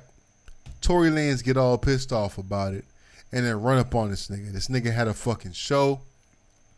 He was supposed to perform in front of X, Y, and Z. After the show, Tory Lanez and I guess some goons maybe run up on this nigga. Yeah. Probably snatch his chain, X, Y, and Z, whatever. Okay, all right. And then now, this nigga now looking like so-called a bitch in Nah, the situation. looking like you saying, like, I gave him that look because I didn't know who the fuck Famous Dex was, man. All these little niggas. It ain't Famous Dex. I know, that's what I'm saying. I thought it was Famous Dex. Nah. So when I seen the DAX, I thought it was DEX. I don't motherfucking know. I don't know what these niggas call this thing in the streets. You know what I'm saying? So I affiliated with that. But now knowing that this is a Canadian rapper with this level of skills and rappability, you know what I'm saying? This Tory Lanez to the fact that he wanted to go out there and find him. And pressure him. I don't know. You know what I'm saying? Yeah, I seen Jit apologizing. All right, I'm sorry. But I don't know how many people was in the background. I don't know if there was guns pulled on this young man. I don't know that. But what I'm saying is, if I diss you so hard you want to swing, I won. That's real talk. I agree. And now I'm like, okay, Tory Lanez apologized, my nigga. I don't know how many people you had, so can you? I don't know if he could beat Dax in a one-on-one fight. You know what I'm saying? So how do we feel about not seeing that this dude is a street dude? Not, I don't know. He doesn't come off street to me. He come off rapping to me. He rap. He conveyed his point articulately and musically. So this nigga killed him. I agree. Yeah. So if I'm just me as a MC, not as a street nigga, not as nothing else that I'm trying to claim to be, I can get Tory Lanez in his feelings. And I can get Tory Lanez and his goons to come after me. How much props do we give him? And then how much, I guess, bullshit do we give Tory Lanez for him coming at this dude? Yeah, I mean, all of the bullshit, because that's like you hitting a child because a child said something to you. Like, not a child that's not your child. Like, you and your feelings way hard because this kid done touch your button. You know what I'm saying? Like, yo, your career is way bigger than this dude's career is. But you had to come out there to address this because you felt some type of way. And that shows me the impact of who that Dax is. His impact touched you that much. I think it's something that he said in these rhymes that really, really stuck a chord with Tory Lanez. I've been kind of keeping a little eye on the situation. There's been dudes that have connections behind the scenes who said that, yo, I know this dude who was involved in this goon and he recorded this and he recorded that, blah, blah, blah, blah, blah, blah, blah.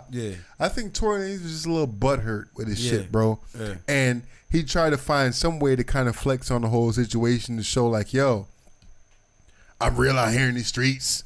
And I got niggas in these streets. And I'm going to show that I got niggas in these streets by making this nigga apologize. The perspective that he showed the camera view from, we don't know what was going on behind the scenes. You know what I'm saying? It could have been like 5 guns drawn on dude.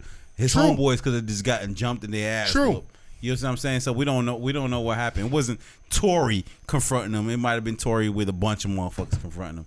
And that's a different ordeal altogether. Would he have apologized if it was Tory and him one-on-one? I don't think so. True. Cutter? Any of y'all drank this with me? Hey, man, make sure we get some money off that Cutter, man. You up? None of y'all drank this with me. Nah, you did that by yourself, my nigga. And you invite me to it. So that's why I left it alone. Damn.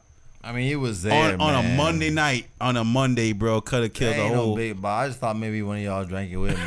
Nah, that was all you, homie. That was all you. We was on that cracking all night, bro. Yeah, we was on the cracking. Bro? Oh yeah. Oh yeah. You sure? Oh yeah. Yes sir. Hey man, usually at the end of every podcast. No, wait. Before we get to the end, man, cool Cutter, man. I mean, like, is there anything that's going on that you're interested in, that subject matter wise, that you want to bring up, or unpopular opinion, something that, you know what I'm saying? Oh, unpopular opinion. Shout out to all my black women. Hey,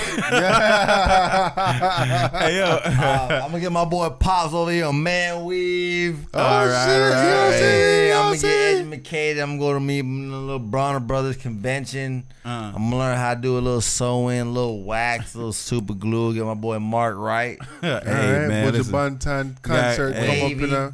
You know. Hey, you man. know. But, nah, jokes aside, though, man, it was a pleasure to be here, man. Now I get to see what you guys do from behind the scenes. It's a different perspective. Yeah.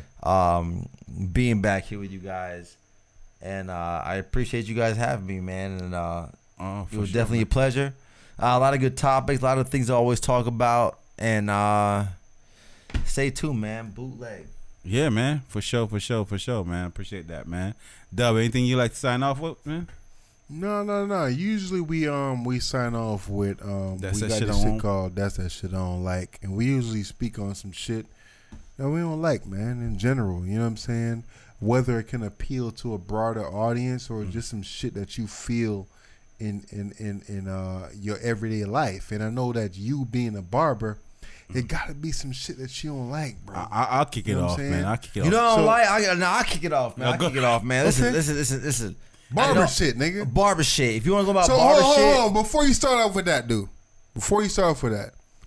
Last week, me and Killer behind the scenes, we was bumping to what it was, the Vibes Cartel versus Movado situation. Yeah. Right. Classic situation.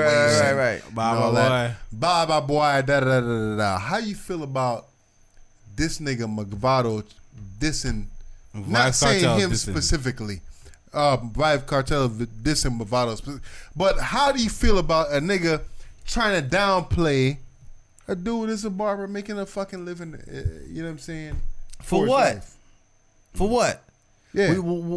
Listen, if you gonna knock, boy, you know what I'm saying? if you gonna knock somebody, okay, knocking somebody, whether you cracking on them, riding on them, fucking dissing them, knocking what purpose does that serve you? How does that uplift you? Got you.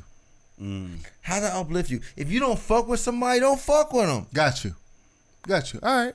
So if you got some things to say it to their face. That's real. True. Yeah. There's no point in verbally knocking somebody in a public manner to diss. If that's something that y'all two agreed on, hey, listen, we gonna start a publicity stunt. I'm gonna ride a track. I'm gonna straight fucking ride on you. Yeah. It ain't personal. I'm gonna ride on you, nigga. I'm talking about how you bleach your skin, how you going bald, how you got your little nappy ass. I'm gonna ride on you, dog. Got you. And you gonna get mad about it, and you gonna write a diss track back, and we gonna fucking blow up. I got you. That's different. So that's different. If you just hate and you just mad, what you wasting that kind of time and energy for? In that sense. Respect. You got some shit you don't like, bro? What's that shit you don't like, my nigga? You got some shit you don't like? Oh, y'all asking if I got shit I don't like? Yeah, whether you don't like, whether it as be simple or complex as it is. What's that shit you don't like, man? Something that I just don't like that. Some shit I don't like. I mean, there's no reason for everybody to be so mad. Spread love, man. Like we wake up every day. Every day you wake up in the morning. Yeah. I don't care if you mad that you gotta go to work or you mad because you gotta do this. Like if you woke up and you open your eyes, you saw the sunlight. Go eat something good, man. Go eat something you like. Take your ass to work. If you're fucking late, you're fucking late. Yeah. Show up. Yeah. Give it all you got.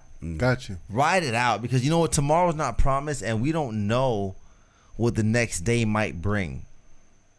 If tomorrow comes, that's a blessing in itself.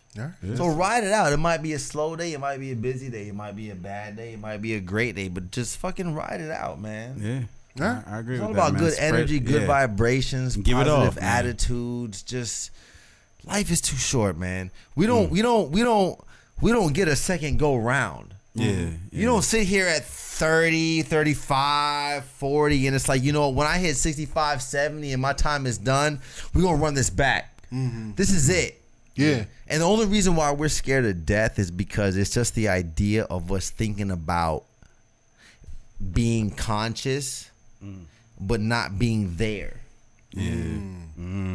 Otherwise, when it comes to death, like really, though, there's nothing to be scared of. You don't have any recollection of being here. I would rather die, to be honest with you, I mean, than be in prison. in that situation. Because to be in prison, you're away from society, you're away from everybody, and you're totally alive and awake and aware. In that situation right there, What scares us about death is the idea of being absent, but being able to acknowledge that absence. When you're dead, you can't acknowledge that absence. That is so we're not going to turn this into a sad story, but and scary thought at the same fucking time. But listen. Let me say something. Yeah, good over evil. Yeah, I don't know what in that scenario what is life. That's it. Life is too short. Our kids grow too fast. Okay, these gray hairs come in too quickly, and our hair falls out much sooner than we expect it to be. Life is short. Yeah, man. I agree. One love, pure blessings. Life. That's it. Yeah. I agree with that. Life over death, always. Yeah, man. Killer, yeah. You got something? That's that shit I don't like, man. My name is Kial. Kial Lampard is my real name, my government. I'm gonna give it to y'all right motherfucking now. Now I understand a name of Kial is not common. Not everybody knows how to pronounce that when they see it on paper. Is it ain't Kial? How you spell it? K-E-I-O-L? See, yeah. I mean that's what it would sound like. So if I wrote that and put the little parentheses around Y-O-L and spelled key as K-E-Y, then you would say Kial. Yeah. You know what I'm saying? Key to all, key to everything. I get it. Or I get when some people see it on paper, they say Kyle. Woo. Ugh, that shit hurt my feelings like a motherfucker. I ain't never drank a whole bottle of Hennessy, man. Not even a little one. Yo, respect to you for doing that. You ain't offer me a sip, my nigga. But it's cool though. But yeah, I understand. Reading the paper might say Kyle or Kyle or something like that. Those things hurt my feelings too, but not as much as when you heard my name 1,000 times and you mispronunciate it. I hate motherfuckers that don't say my name out loud if you haven't learned the proper pronunciation. Got you. Do not do it. Yeah. Gotcha. Yeah. Hey, I'll definitely do this again with y'all boys, man. Yeah, man. Nah, it was fun with you, bro. I hope you come. I want you back next week, my nigga. Like, I love you here, bro. Let me know. Y'all shoot me the invite, man. I'll slide. Yeah, nah. Talk about whatever. Hey, next week, I want you to come on, bro. You come up with the topics, nigga, and we chop it up with you, my nigga. Like, you know what I'm saying? I fuck with you. Sounds like a plan, man. You my favorite guest so far, bro. For sure, much love. Yeah, hey, man, I ain't got no shit that I don't like, man. Hey, it's Bootleg. You love everything, podcast. Huh? Yeah, man. All right, peace to that, then. Bootleg. What's the shit with that? Yo, it's Bootleg Capable Podcast. If you can't spell that, something wrong with your ass. Yes, Bootleg, but there ain't nothing fake about it, man. We out. We out, man. Peace. Good episodes, bro. Peace. Yeah.